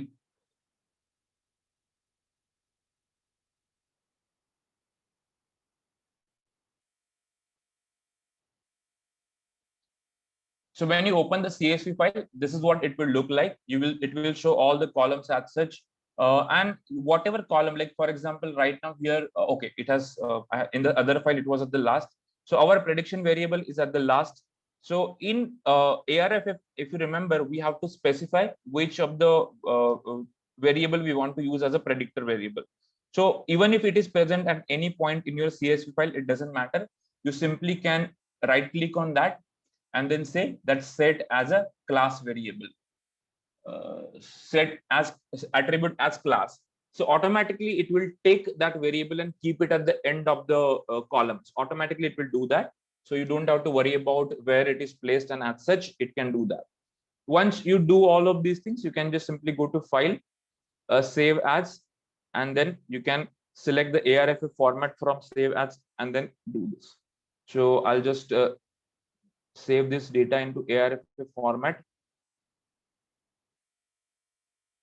And then we can have a quick look at the ARFF file, which has been generated by the software. So this is where the file is. And then we can open it with any text editor to visualize. So a relationship it has given, again, automatically, you can always change it to keep it very simple. So let's call this as alpha glucosidase activity or something like that. Then these are the attributes. Make sure that whatever your attribute is your prediction or class variable, it is present at the end of this. It's not present essentially at in anywhere in between, because this last variable is taken as a prediction variable by default. You can always change it inside your Weka. It's not a problem, but you can do that. Now this is where we can convert and then go back to our Weka Explorer again and then open this. So you can go to our open file and select that specific file that we just saved and use it for the next purpose. The other way is, while opening itself also, you can directly select your CSV and open it. Now, what difference does it make is that when you directly use it as a CSV, there may be some problems. First of all, if any of the column that you want to predict is somewhere in between, that will also be coming in between over here. So that will be wrong in the ARFF format.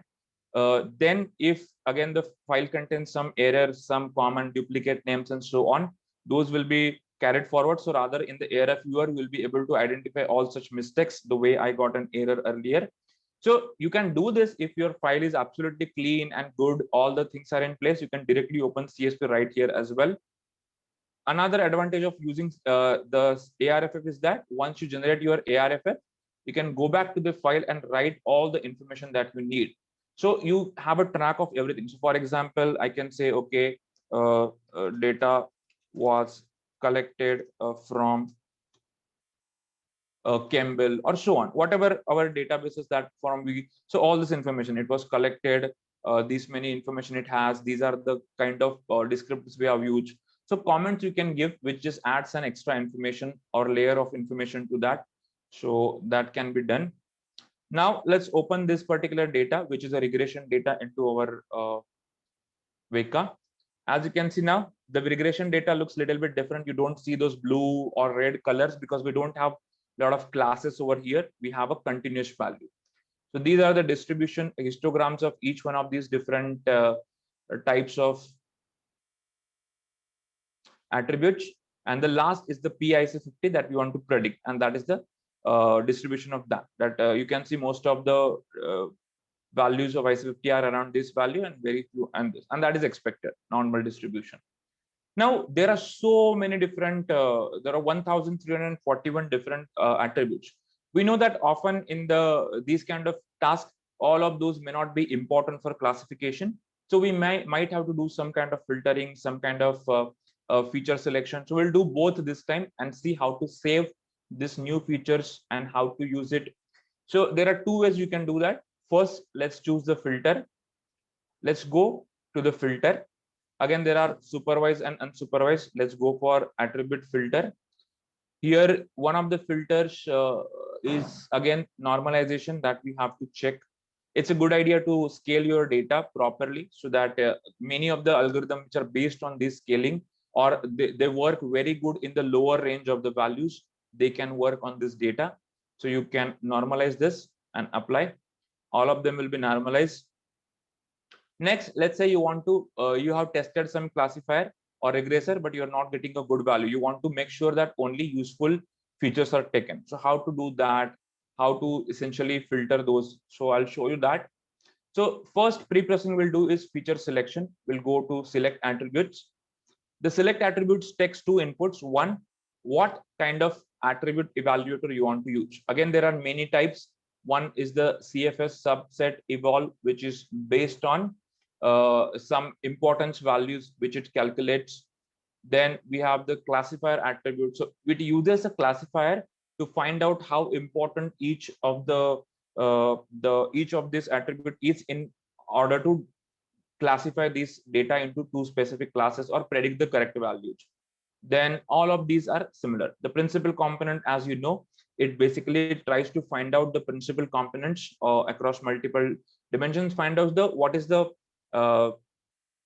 splitting, how it happens, what is the variance across every dimension, and it creates a new sets of variables completely, which is a collection of those weights. We'll see example of that as well. So as you can see, these other classifiers like gain ratio or information gain, which works on the Shannon's entropy, So those are all now deactivated because those are applicable for the classification task, not for the regression task. So let's use a basic CSF subset classifier. Here you have a search method. Search method essentially means how do you want to search or optimize this. There are three major ones, the best first, greedy, stepwise, and the ranker. So the greedy is often really good, but it takes a really long time. Ranker is also very optimized for many evaluators. Let's test one of these, that best first. Here you can specify the class. Otherwise, what will happen if you don't specify the class? That can also be considered in the evaluation. So let's start it. It has started, and as you can see, it has selected out of 1300. It says that only 20 variables are actually contain some informative features for prediction. So these are the important features. As you can see, often these are important for molecular activities. You can see we have the sp3 hybridized carbon ratio. We have the hydrogens in the ring, carbon rings. Then we have donors. We have some other surface areas and some other things. Whatever it could be for this property, these are important. Now, even if you go back to pre-process, you still have all of these. So how do we reduce the data set? How do we basically save this and use it as a new data set or a reduced data set? So for that, you can simply right click on this. You can also have various options to visualize the reduced data. So here, only these 20 data points will be used for visualization or plotting. You can save the reduced data. So a new ARFF file will be generated, which only contains these 20 features. So you can save it. I'll go back to the same folder where we have that other file so we can compare it. And let's call this as filtered data set. And we are going to perform the operations on both these files to understand what difference does it make. So we have filtered it. If the new file, if you check where it is. Okay, I forgot to give the extension ARFF. All right. So let's open this also into our text editor.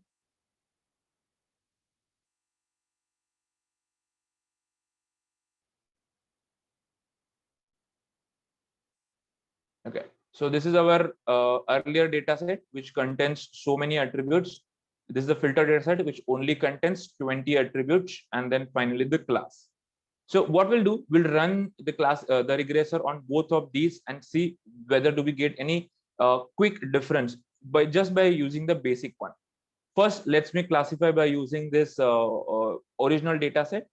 We can use any one of the regression. As you can see now, all the regressions have been activated and the classifiers have been deactivated because the data is a continuous prediction data.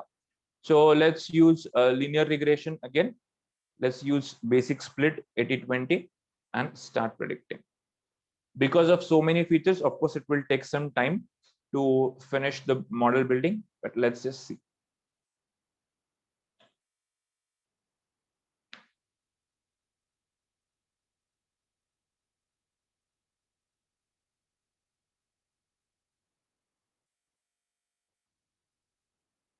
Okay.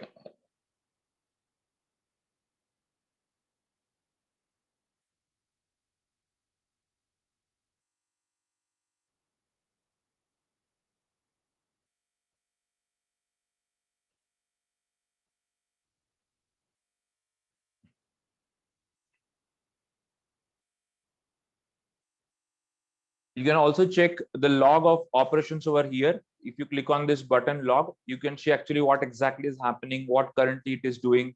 If you face any errors, it will explain the errors over here. So this log is also very useful to look into. So we'll take some more examples where the logs are more important to see what is happening and so on.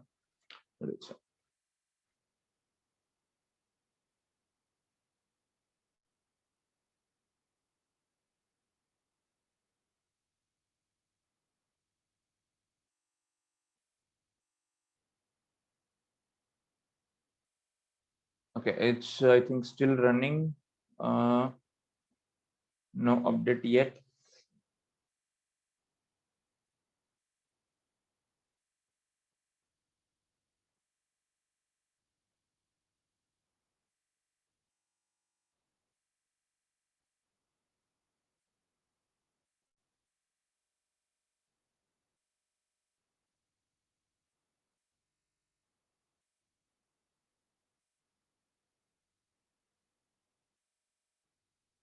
All right, it's taking, I think, too much time. But anyways, we'll also initiate another one, Weka instance, where we will only use the filtered data for the purpose of this regression. And let's see the speed as well as accuracy wise, if we see any difference. So this time in the second instance, I will take the filtered data that we just filtered by using the CSF subset evaluation method.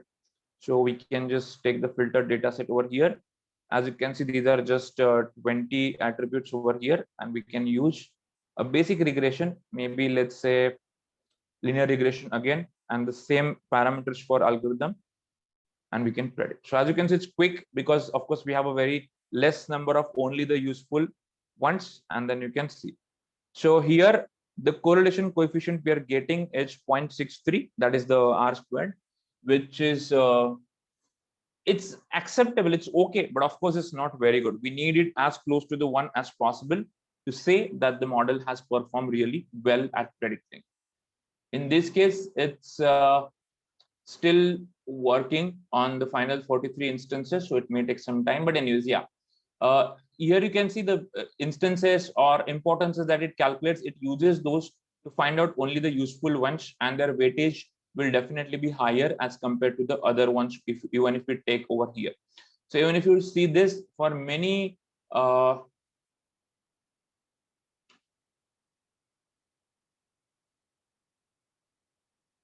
many attributes, you can see the weights are very low in 0.00 and so on.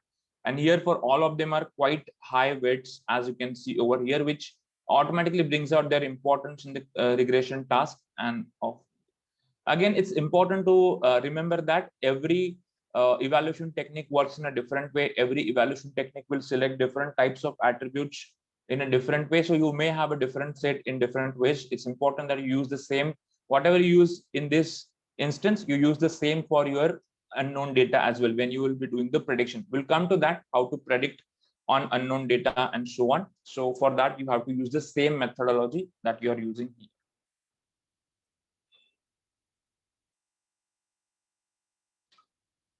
Okay, so this is the kind of summary you get for a regression task. You first of all get the weights depending on what kind of regression you have used. So essentially in this case, the PIC50 is equal to, this is just like any other QSAR equation as you would see, and the weights, coefficients, and the feature, and finally the bias, that is the intercept. And then it will give you some basic statistics like the correlation coefficient, mean absolute error, root mean squared error, relative absolute error, and root relative squared error, and so on, and total number of instances which were tested. So here you can see that you are getting, even though we have so many different attributes, even after that, it took 152 seconds to build the model, and the correlation coefficient we're getting is 0.51. But here, even though we are using very few number of samples, that's why the feature selection is very important. We need to make sure that we filter these features and use the most important ones. Others may cause noise. They may cause some unwanted properties to be considered in this prediction. So it's better to always use the select best one. And there are many other ways. Like, for example, I told you about PCA that can again do a little bit better and so on. Now, let's see the second technique, that is PCA, which we use for the dimensionality reduction. Again, I'm assuming here that you know about PCA at some or the other point you might have heard, but what does it look like? How we see the transform coordinates? How does it change only the features, or it completely change the way they occur in this data and so on? Let's try to employ employ the PCA on this. So let's use another level of feature selection, which is called as principal component analysis. So principal component analysis essentially kind of finds out, as you know, the principal components. Those are nothing but the for every axis, what is the variance in the data because of every attribute. So it gives a certain weightage that we called as loading scores to each one of those. Let's test it. Okay, so as you can see here, these are the number of features that PCA thinks important. If you know the PCA algorithm, you can also see all these things, that the correlation matrix of all the variables, then the eigenvalues and all other things, the loading scores, and so many other things you can have.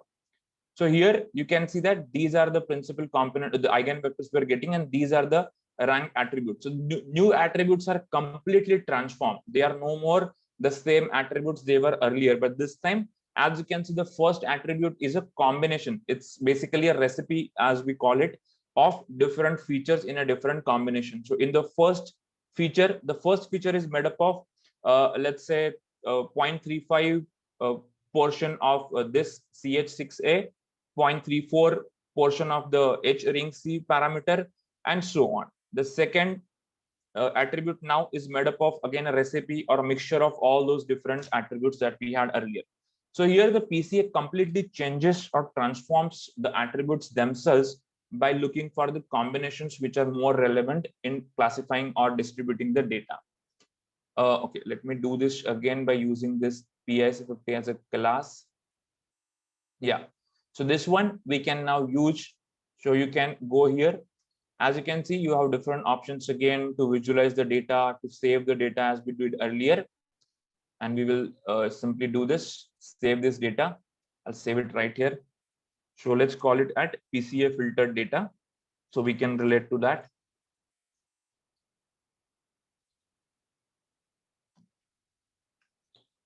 ARFF and save it. Now, in another instance, I'll keep this open just for the comparison purpose, and I will open a new window for Weka, so we can compare the effect of this attribute selection on the performance of those. We still have to optimize those algorithms, but we will see how at various levels we can perform the optimizations. So let me open the PCA filtered data. It contains these attributes, which are recipes or combinations of many different attributes. And then we'll go to classify. Again, let's take the same type of algorithm, which is linear regression, and do the 80-20 splitting and do it. So we are not getting any improvement actually in this particular example. The IC50 is actually only taking only 3 model. There are 12 variables and it's taking, okay, no, there are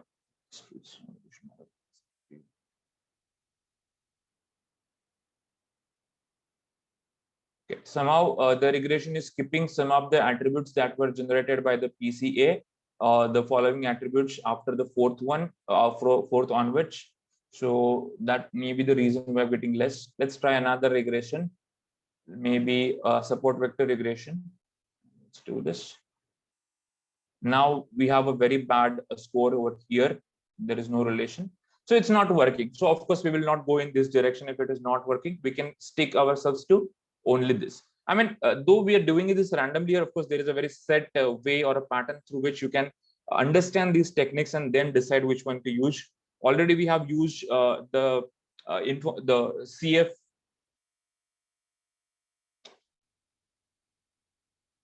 We have already used one time the CFS subset evaluation, which will do the basic evaluation based on all these correlations and everything. So it's enough for us to work, and then we will go for those filtered data. Now, let's come to the level of model optimization, how we can do that. Now here, one thing you will see a little bit difficult is that you have to manually optimize your models. You have to change it one by one in every iteration, and then you have to test how does it work. Well, that's the drawback. I understand that, because in Python, you can automate it by using, let's say, grid search CV function, or by using the other kind of stratified classifiers. You will be able to perform this much more efficiently, the grid optimization essentially. But here you can do some basic optimization by changing some basic parameters. So first of all, let's check this. The batch size. Anyways, our instances are very small in number, so we can skip this part. Then we have ridge. Again, ridge, this is the default ridge for the purpose of regression. So I think this is not going to work. There are a few basic methods. Let's try the greedy method. It can work on the selection and see whether it works correctly. As you can see now, it's slightly improved because of the greedy method. Because greedy method, what it will try to do, it will try to find those attributes coefficient for each and every. It won't filter them out, but whatever are been listed input, all the attributes it will use in this case. So that's how it will go ahead and perform this linear regression. Again, of course, you can try more types of regression. let's say random forest regression we can do. As you can see, very immediately we get a completely different type of correlation. We are getting 0.8, which is much better than what earlier it was 0.69 or 0.7 basically. So we are now getting 0.80. So we have improved by changing the algorithm. Can we improve it further? Let's try it. So optimization of any algorithm essentially would be changing few important parameters of the algorithm and try to see if it improves the accuracy. Now, behind every parameter, there is a story, there is a detail. So for example, let's say number of iterations. That means in a forest, in a random forest, as you know, random forest consists of individual decision trees, multiple number of those. That's why we call them as forest. So by default, it only generates 100 trees and then takes the values from them for the purpose of classification or regression. What if we generate more number of trees, let's say 500? Will it improve the performance? Let's test it out. So currently it's 0.80. You are getting bad. No, that means that number of earlier was good enough. Maybe we can slowly try, let's say 200 or so, and try to optimize. Again, if you want to optimize, let's say number of features it uses at any node to classify. So the default value is 0. That means it will use by some formula the number of attributes to be randomly chosen. Now we have 20 attributes. Let's say, for example, 4. That means at a time at every node, select the 4 attributes. It makes a lot of difference to the way tree is built. And again, for that, you have to know how the tree works. Again, it's not at least worsening. We are getting more or less the same performance over here.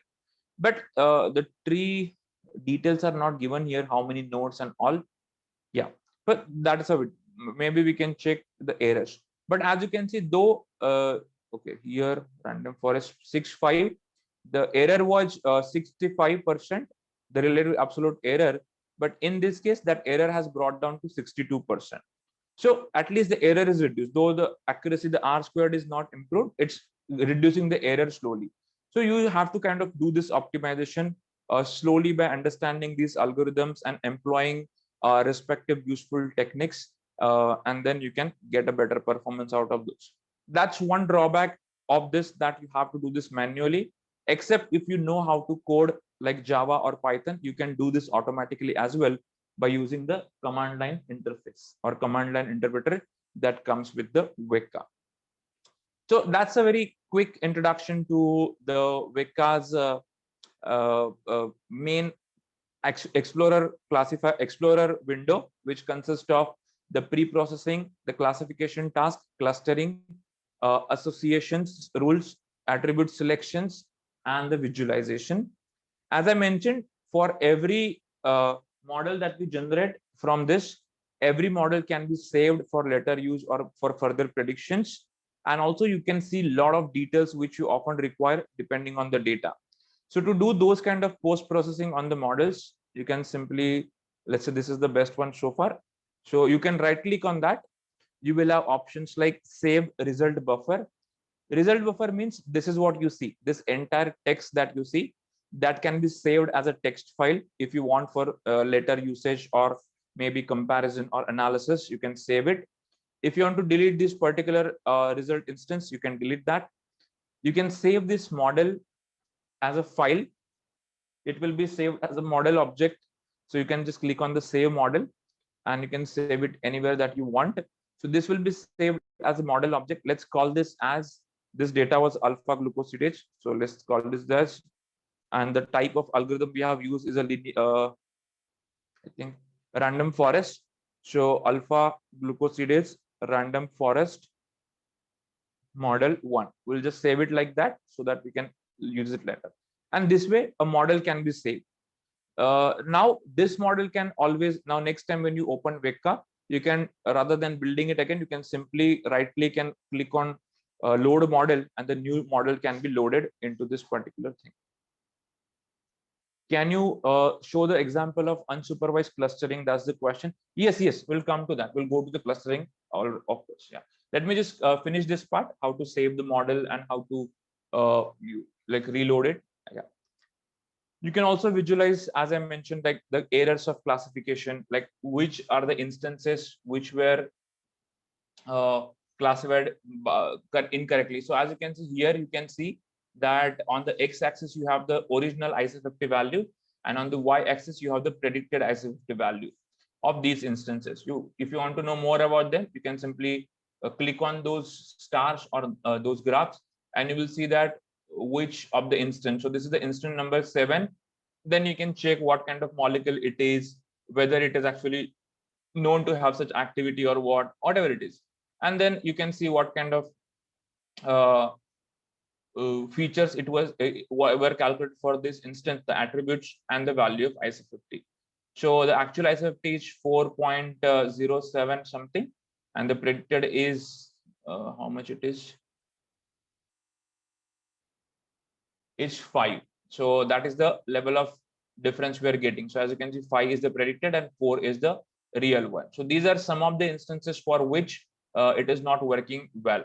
If you check for the earlier models which were not really good, for that you will see many such stars or many such data points where the classification is not so good or the regression is not so good. So this way you can visualize all your outputs and then try to understand or interpret them. Can we get the code behind it? Yes. So this is the open source software Weka. If you go to their GitHub, I think on their website also they have given the link to those codes.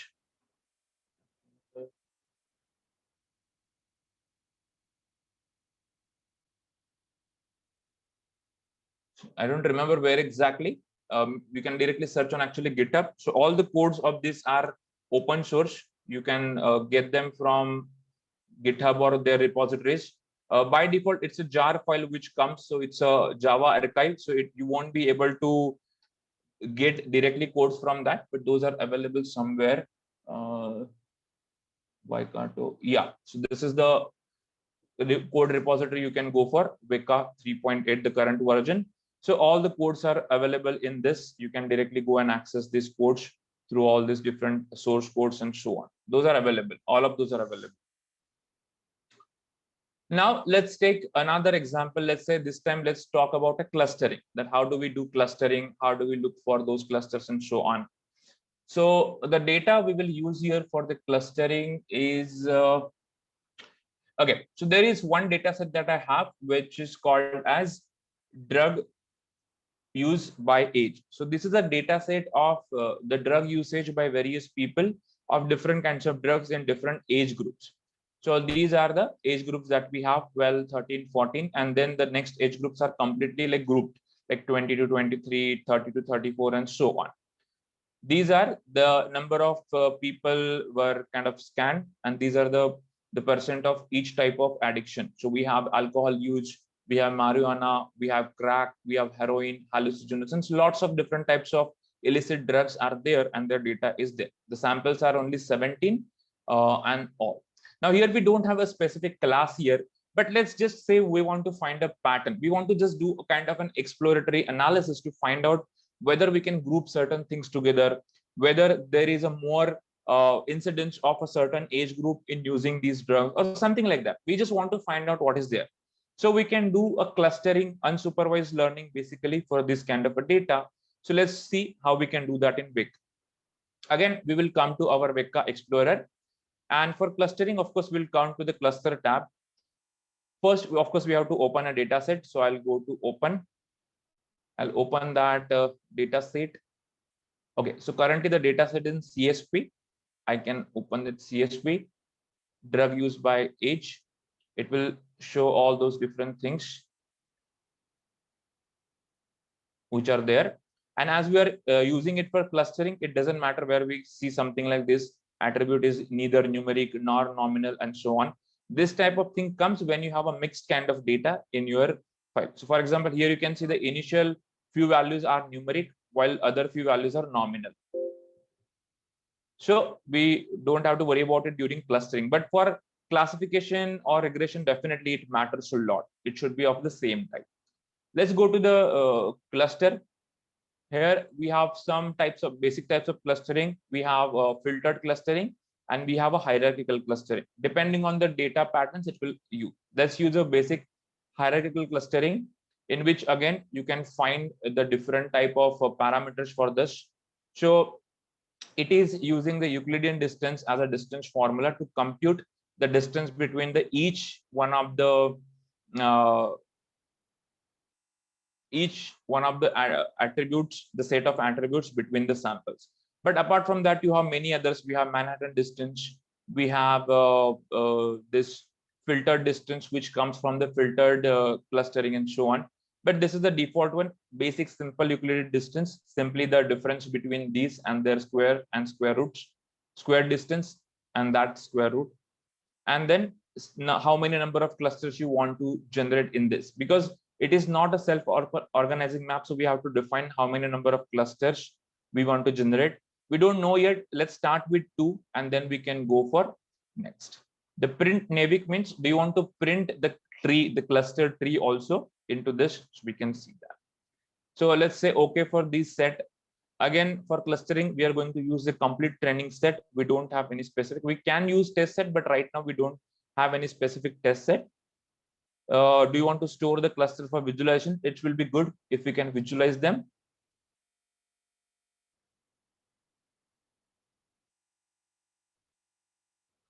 And then we can start doing this. If you know that some of the attributes are not important clustering, you can also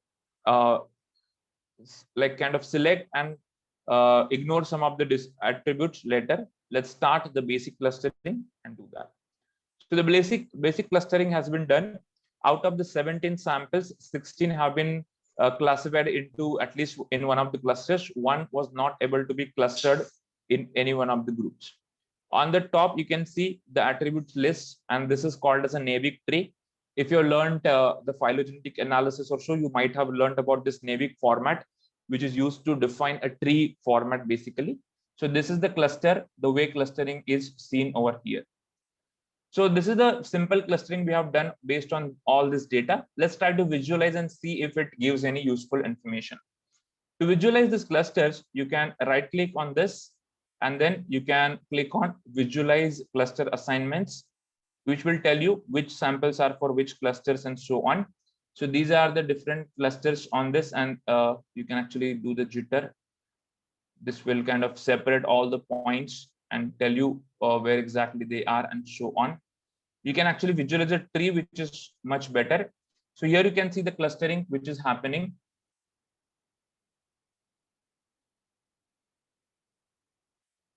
As you can see here, the clustering has happened automatically with the age, and you can observe how the age groups have been kind of grouped together. So as you can see, all the age groups from I think 18 to around 34 continuously, they are automatically in a one cluster. Here you can see around 12 is separate, which is very low. 13, 14, 15, 16, they are in a certain similar cluster and so on. So, I mean, you can try to see, of course, it makes sense. Okay, the amount of drug usage, illicit drug usage that you would often find on in, of course, the kids of such a low age like 12 is much more less possibility. So it has been clustered very differently than the rest. Here in this group, there is kind of often the start of this utility or this illicit drug usage. People are just getting drawn to this, so they have been classified. This is the adult phase where people very profoundly use the different drugs and they for recreational purposes or for any other purposes. So they have been grouped together. And as and when person becomes older, of course, that drug addiction and goes away and kind of they don't use it, and those will be kind of clustered in a different way. So it tells you about some information. Now, right now we can make sense because we know this interpretation, we know what it means and so on. But even if you have a completely unstructured data or unknown data, by performing the clustering, you can actually get some new relationships, as I mentioned earlier, get some new trends in the data and find out how to use them. Okay, so before I go ahead, let me answer some questions which are there. One question is, after clustering the descriptors for some around 10,000 ligands, can this method be applied and what type of study we can propose? Yes, actually, it doesn't matter how many you have, you can use it. It's just that it may take a little while to train or perform the calculations, but it will finish. Even if 10,000 it doesn't matter. And if you have a good memory, you can always do it much faster. So 10,000 is not a problem. You can do that. Now, if you have a descriptors for a set of molecules, but you don't know their classes, you don't know anything about it, what purpose for which you can do this study? You can do this study for the purpose of similarity. So for example, often when we prepare the drug libraries for the purpose of drug discovery, we have some compound libraries. And when we generate a library, often comes out to be a very big set of compounds, like literally thousands and thousands of compounds come into that library. There could be repetitions, there could be similarities, and so on. And so many compounds using further is not advisable. It will take a lot of time. So often what we do is we use clustering to simplify the library by grouping together the similar compounds in the same group, and then other compounds which are not similar to that group into another group. So we are inherently finding out which compounds are similar to each other and which compounds are different from others. So you are grouping them into different classes. And then after you do group them, you can identify a nature of one of the groups, that on what basis these are set together, what are the key attributes which are used here for classification. And then you can try to interpret, okay, these groups have been formed. For example, let's say all the compounds which contain a very high polar surface area are grouped together, the medium are grouped together, and a low are grouped together. So that is just one of the way it could have classified. So then you can, studying the relationship or the properties of those groups, then you can find out what similarities are inherent there. Show for image data also. Unfortunately, Weka by default does not support the image classification or image processing. You have to install an extra library, the extra package for that purpose, to allow the image classification. Currently, it only takes this kind of numerical or textual or nominal values for this purpose. At least how many ligands should be used in machine learning QSAR calculations? For example, could it be healthy if machine learning is done over IC50 information for 20 compounds? That's a really good question, Hassan, and it's often asked. It's a very common question in QSAR. I mean, we are actually kind of deviating, but anyways, let me answer that quickly. So there is no definite answer for what should be the number. More the number, better it is. But sometimes what happens, even the small number of molecules, if they are a good representation of the entire range in which the IC50 could have, then it could work very well. So even 20 compounds should work very well. There is the concept of kind of, a magic number in statistics. So for any statistical computation, you have to have at least 32 samples, or 30, you can say. So 32 is a minimum number that would increase the probability of any statistical algorithm giving you a better performance or better representation of that system. So that is there. But again, it depends a lot, like what kind of data you have and how much it is distributed. I also have over 3,000 descriptors. Yes, you can use that data, as I mentioned. If the range of IC50 that you have is good enough, it encompassing like all sorts of continuities, and it's not like, out of 20, 10 compounds having, let's say, very low activity and 10 are very high and there is nothing in between. So such kind of models would tend to overfit, and they won't be able to estimate the correct values for unseen data or unknown data. All right. Okay. So that's the basics of this Weka Explorer, how we can use different types of data sets over here. Now, the next we will talk about is the second part of the Weka, which is Weka Experimenter and Weka Knowledge Graph. Very quickly, we will talk about those. May not be very useful right now, but let's talk about it. Some of you may be interested in working with such experiments. So the next application in this is called as Experimenter. As the name suggests, it is something that is used to experiment with different data sets and different algorithms. So here, let's open the Experimenter interface. It looks quite similar to what we had earlier. Of course, the options are a little bit different. So here, essentially what it does, we can select multiple data set at the same time. We can select multiple algorithms at the same time, and it will run the process of iterations, iterating these algorithms on all the data sets as many times as you want. It's just an kind of experiment to find out the significance or performance comparisons of different algorithms. Ultimately, we will simply be running like a t-test or so on, paired t-test on these performance matrices and find out how it works. So let's create a new experiment in this, just to take an example. So let's click on the new button. It will activate these options of new experiments. The first here is the result destination. That means where do you want to save the results? You can select any folder. I will select my desktop folder and the Weka workshop. And let's say here is that the test experiment result as a file name. The next is what kind of experiment you want. Do you want a cross validation? Do you want the trend test split by randomized data, or you want a 10 test split where the order is preserved? That means it will simply split it first 80% and last 20% without changing or shuffling their order. But in this, it will randomize or shuffle the instances. Let's use the cross validation, and let's keep it for faster 5-4 cross validation. Then you have to find like tell what kind of data you're giving, either classification or regression. Let's go with classification. Then here you can upload the data sets. So the data set I'm loading is one is a data set called as breast cancer data set.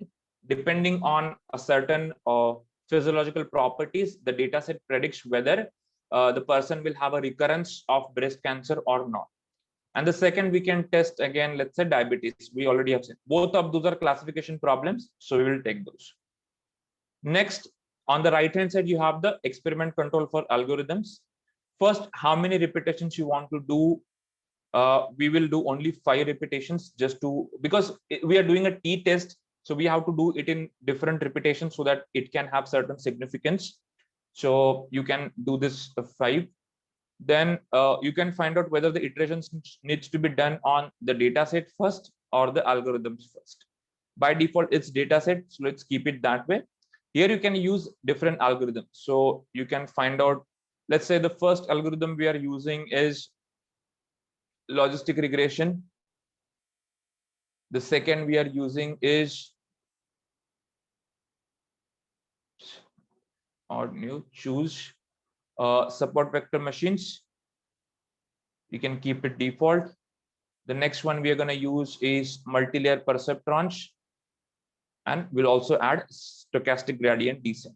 So we are actually evaluating the performances of all the algorithms within the same class, the function-based classifiers. Once you set up this, that what all things you want to test for the experiment, then you can go to the run tab and start. It will start running the experiment on all of this data set and all of the algorithms that you are using here. And once it has finished doing these run of the different algorithms at the same time on the similar data, it will then keep it ready for the analysis. So it's now running the multi-layer perceptron data, the run 3. We are doing 5 run of each one of this.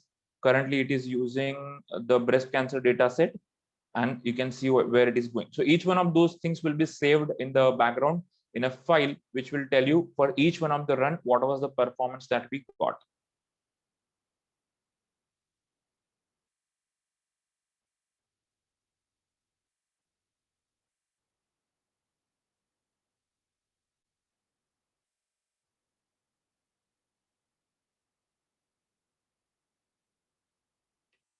Okay, so now as you can see, the experiment has finished. There were no errors during the experiment. You might find sometimes, for example, if your data contains nominal attributes and you have selected a algorithm which does not handle nominal attributes, so it will throw an error, okay, that this algorithm has not worked or so on.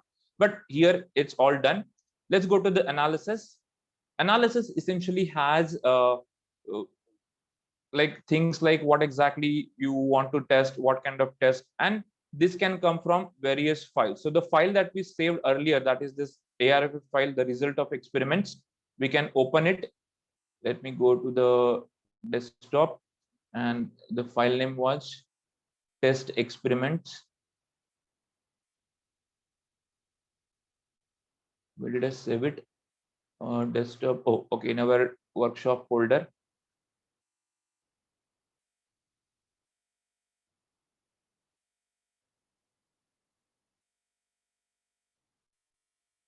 And this.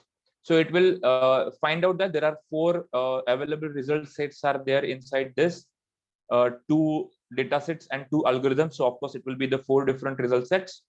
Here you have options like what kind of test you want. Of course it will be the pair t-test without correction, and with correction we'll use with correction. Then few more options how you want to control this, but right now let's keep it default. This is not something very commonly you would do, but just for those who may be interested, I'm just showing as an option.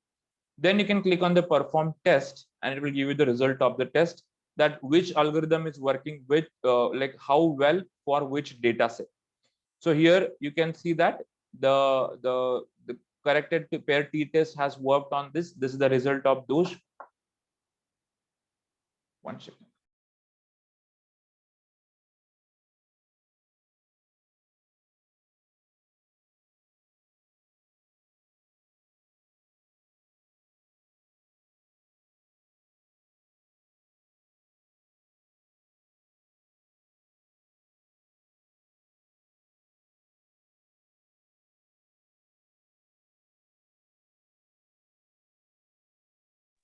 Yeah. So this is what you can see, and what the keys actually here means, how does it represented, and so on. So this is what it is. This basically shows the performance on different functions that we have used for each one of those data sets. And if you know the t-test and pair t-test, how does it work and so on, I think you would understand this.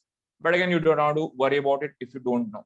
You also can give some more parameters like your own individual test for so on. And so this is just for basic performance comparisons and experimentation to find out which one is working well for this data set. But again, the same thing you can also find out by normal explorer experiments that we have done. So this is not something you would often use. The next is knowledge flow.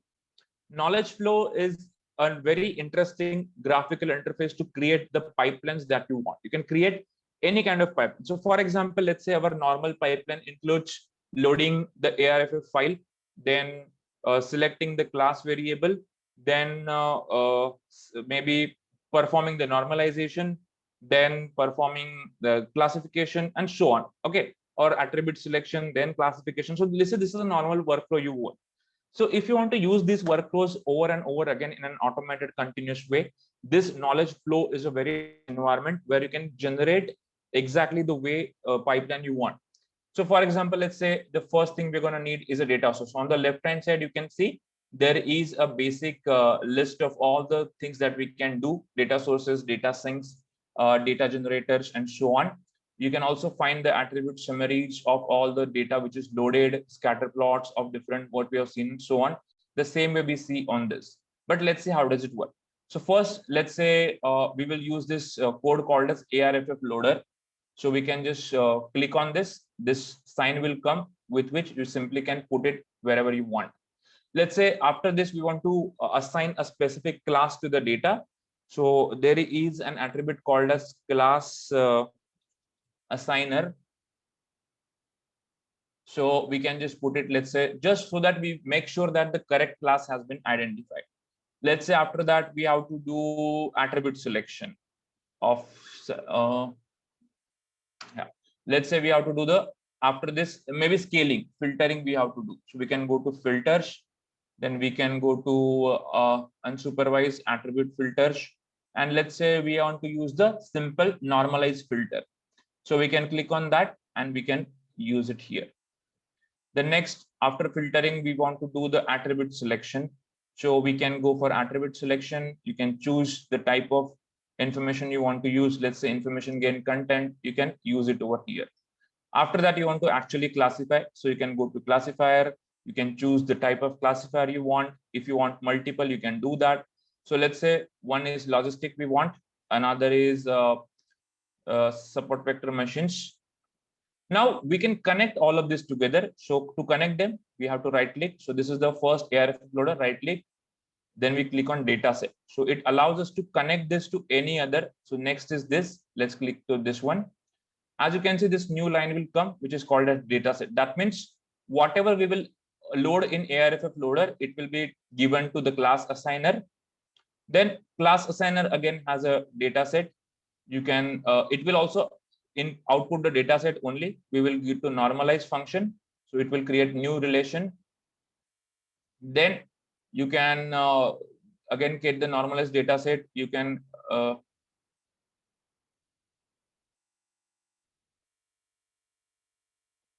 to the attribute evaluation and create a new, then attribute evaluation again can have. So this way you can connect all of this together. I think this needs to be deleted. Data set. I'm not able to. Let me try deleting the normalization here.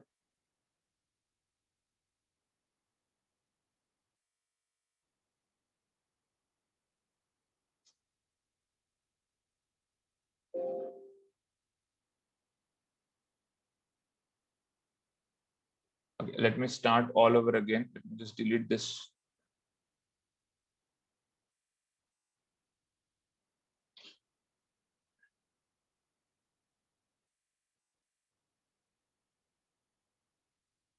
I think it's just stuck. It's not showing an arrow. Let's delete that. Let's use again class assigner.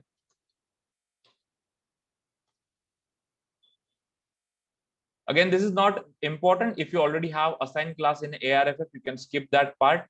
So this will come here. This. Anyways, let me try it without that. So we'll go. So we have a ARFF data loaded that we will connect to the next node in this graph or this kind of a workflow. And you will select all such workflows in linearity the way you want.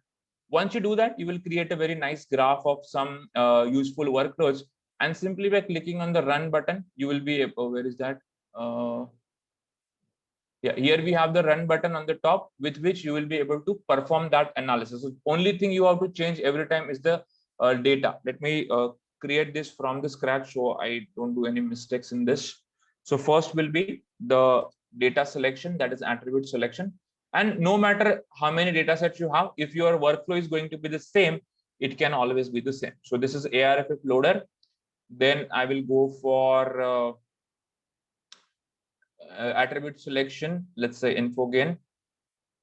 The next I'll go for classifier. Again, let's select some example classifier. And you can use all of these functionalities that you want. So ARFF loader is going to output data set. So that's what we will choose to connect. Okay. Really separate. I don't know what is happening. Let me check the log because it's not able to connect somehow.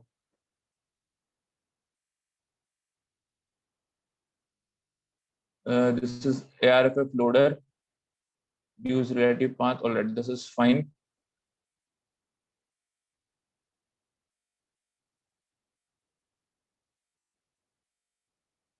Okay, it's not activating. Anyways, I hope you got an idea. You can try it on your own. It's not something difficult.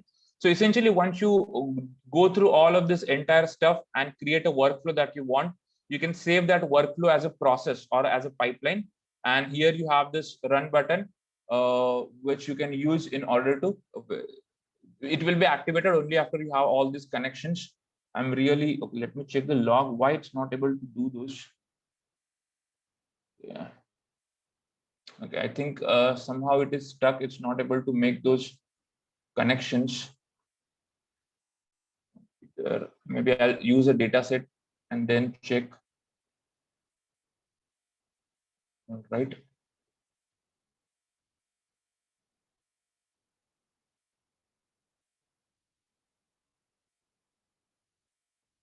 Anyways, I think it's not working for some reason. I need to check in the background what's happening.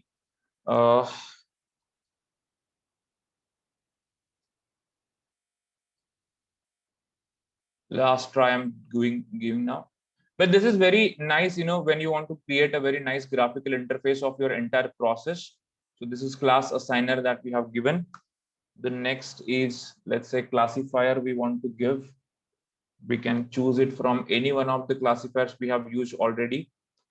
Logistic, do that.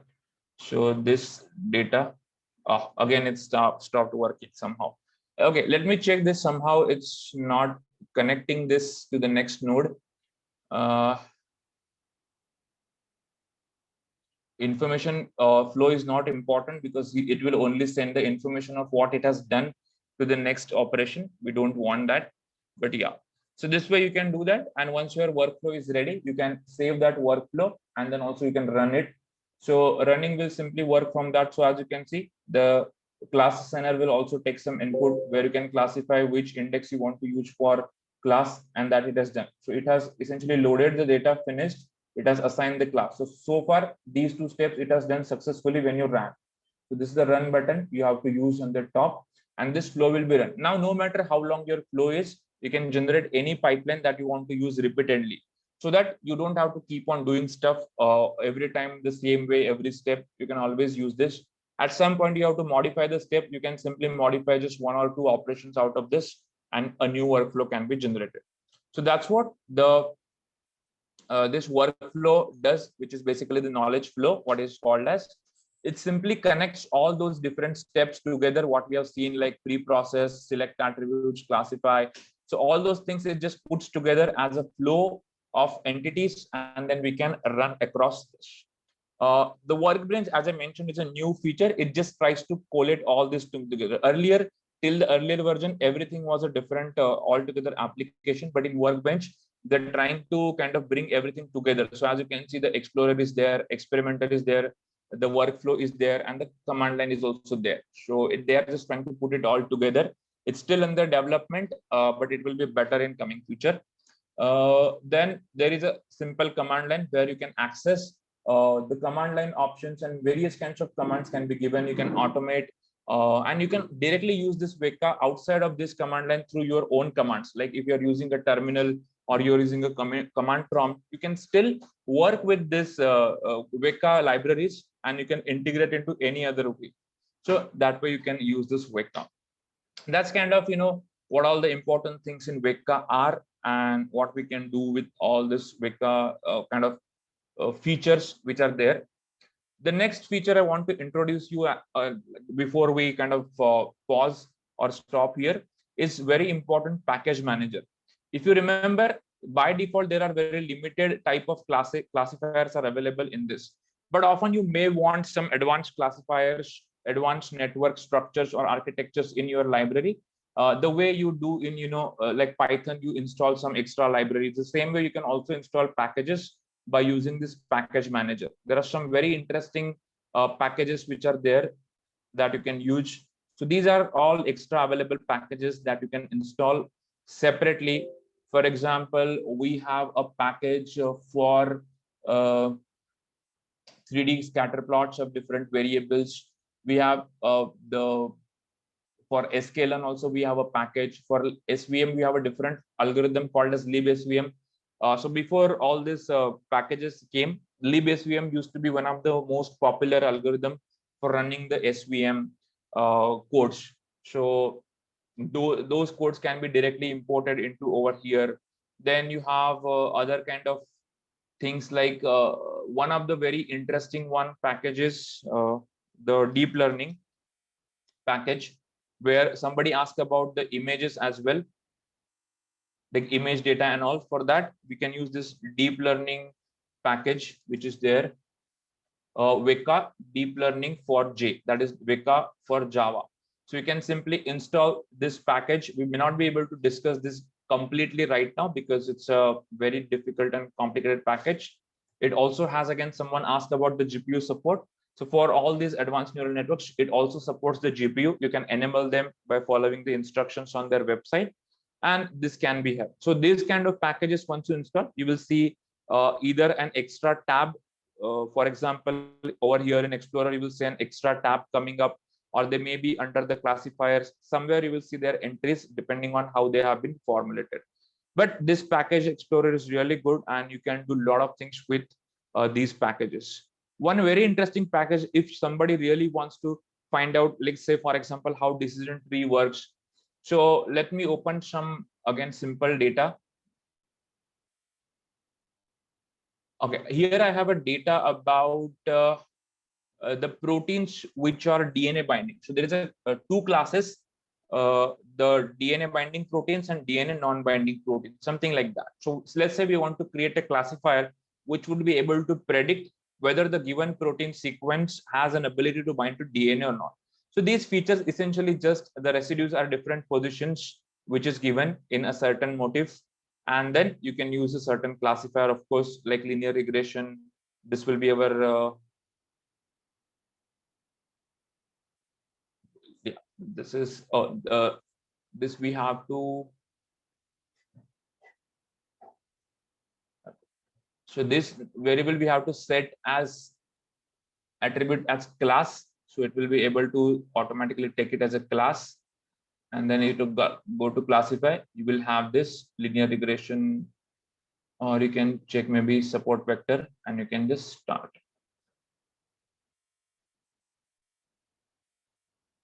So it will run. Now, this is there are certain ways by each one of these algorithms actually work, and it produces a model. But if you want to do it kind of manually, you want to understand the process.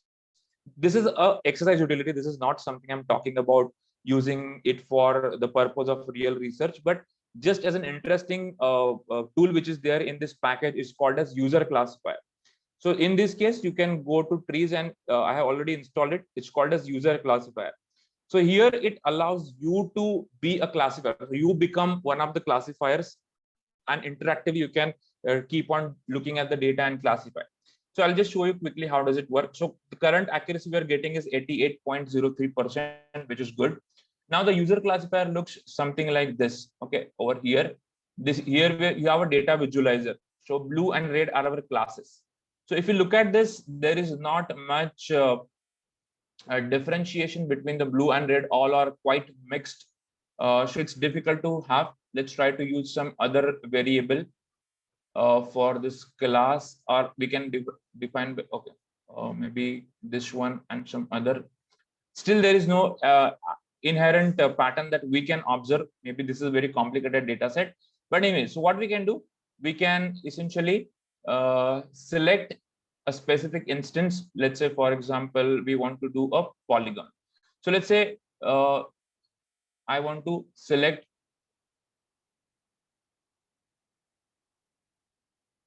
all these blue instances in this region, for example. Just I'm giving an example, don't take it as it is, but you can, okay, and then doing the right click. Now this has selected as a one node to classify. The way tree is built, you will be able to visualize it very nicely.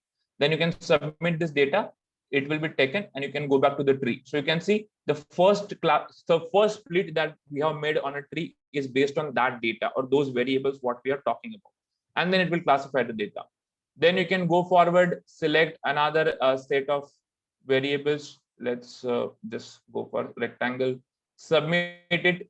It will create another split. So you can literally make a tree by yourself, you being a classifier, and it will be very interesting exercise for teaching as well as for learning the tree classifiers especially. So just as an extra example, you can try it out on your own and try to classify the data and see how well you do as compared to the other classifiers. Okay, so those are some very basic aspects of Weka what we have discussed, and it's very interesting tool for you to perform a lot of things. And as I mentioned, it's okay even if you have a really big sets of data, you can still perform these functionalities by using some extra. Okay, I think it's still downloading. This is a very big package actually, so I won't be able to show it right now, but yeah. I think that's all I just wanted to let you know about this tool.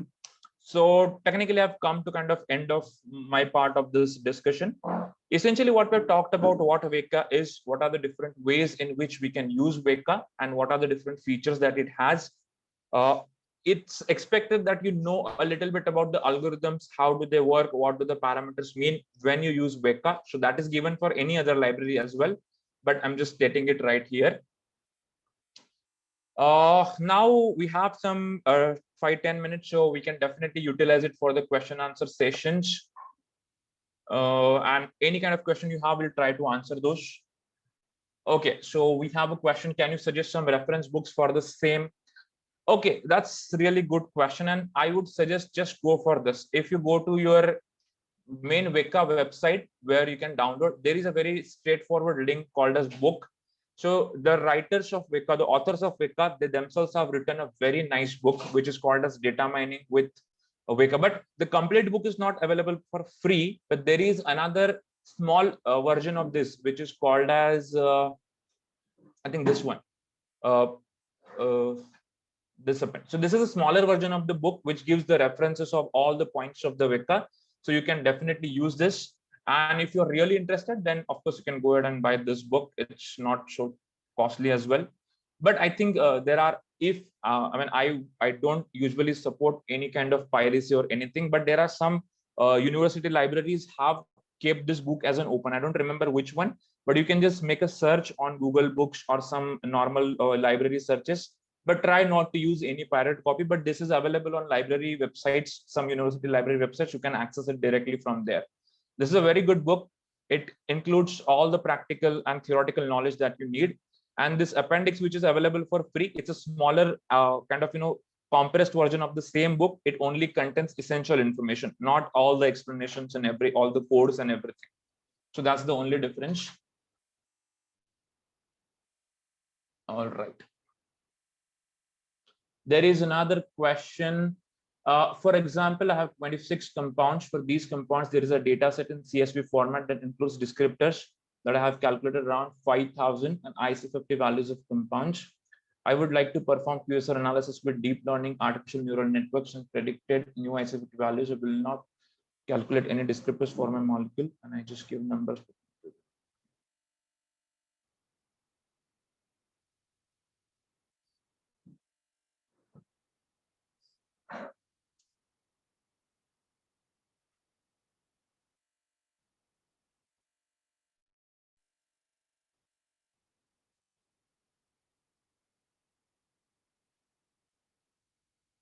Okay, so there is a question about, it's a very big question actually, but essentially in just as I understand what I quickly read, it talks about when you have a data of certain compounds and some 5,000 descriptors. Of course, it's very important to track those molecules. Usually when you work with the molecular data, it's important to track them. So we often give them molecular IDs like 1, 2, 3, 4, and so on. So if you want to keep track of all those numbers, which molecule is what, which sample is what, and so on, because what happens when you submit this data to any machine learning algorithm, that information is lost. The moment you randomize the data, that indexes are lost. So the question, I think, pertains to a very common query that can we write some kind of a code to find out that what these molecules are later and use those in the neural networks and so on. Yes, you can do that. For such very specific case, I would suggest to write a small Python code, because in Python, the pandas data frames are capable of retaining the information on your row nomenclature, that is the IDs that you use, or any unique number you use for representing the rows. They are capable of retaining those. So you can kind of quickly track those by using those. That can be done. Otherwise, there are some tools, but again, I don't know any freely available tools. But for example, if you do the QSAR in things like Discovery Studio or Schrodinger, which are pretty costly software, so they have this inherent ability to track every, of course, they don't use deep neural network, they use simple regression, linear regression, but they have the ability to import these kind of models and also retain all the information of your original molecules.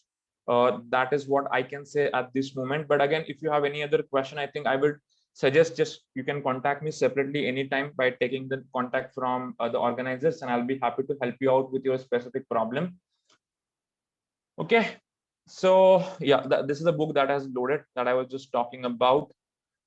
Here it explains all the different explorer and the experimenter, the knowledge flow, how to use this, and all the information. So this is a freely available book, small version of the book that you can use for this. All right, so thank you so much, everyone. I hope you have got an introduction to what Weka is. There is much more to Weka than what we talk about. There are a lot of advanced things also we can do, but again, it comes with practice. More and more use it is true for any type of model you're using. So you can choose any one of those. And with this, I end my talk.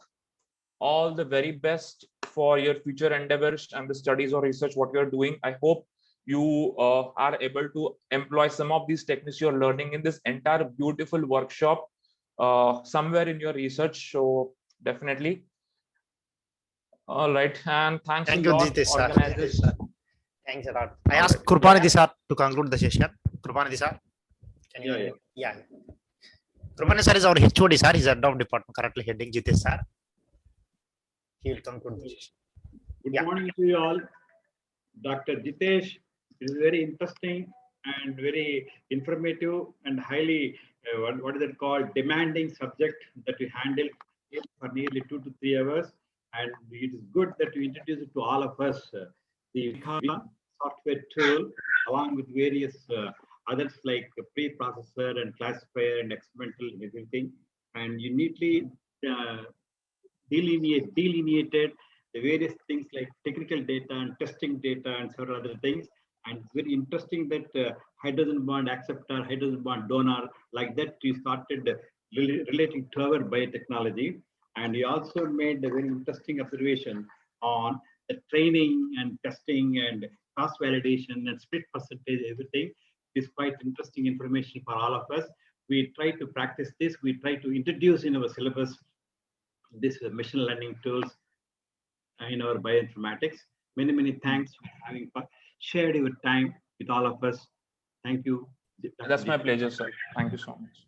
Thank you so much, Jitesh sir. I request Rohit also to conclude the session, to give some comments. Organizing sector, yes. Okay, thank you, Dr. Jitesh. That was an amazing session, and I have heard that everything is.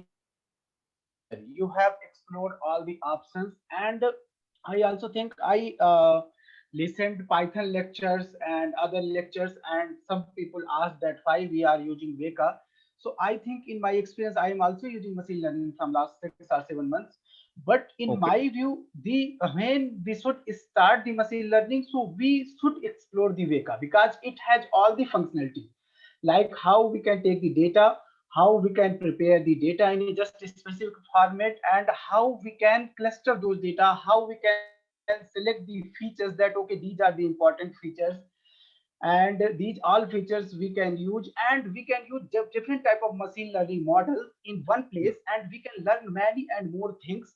So I think the Veka is the initial point for the machine learning.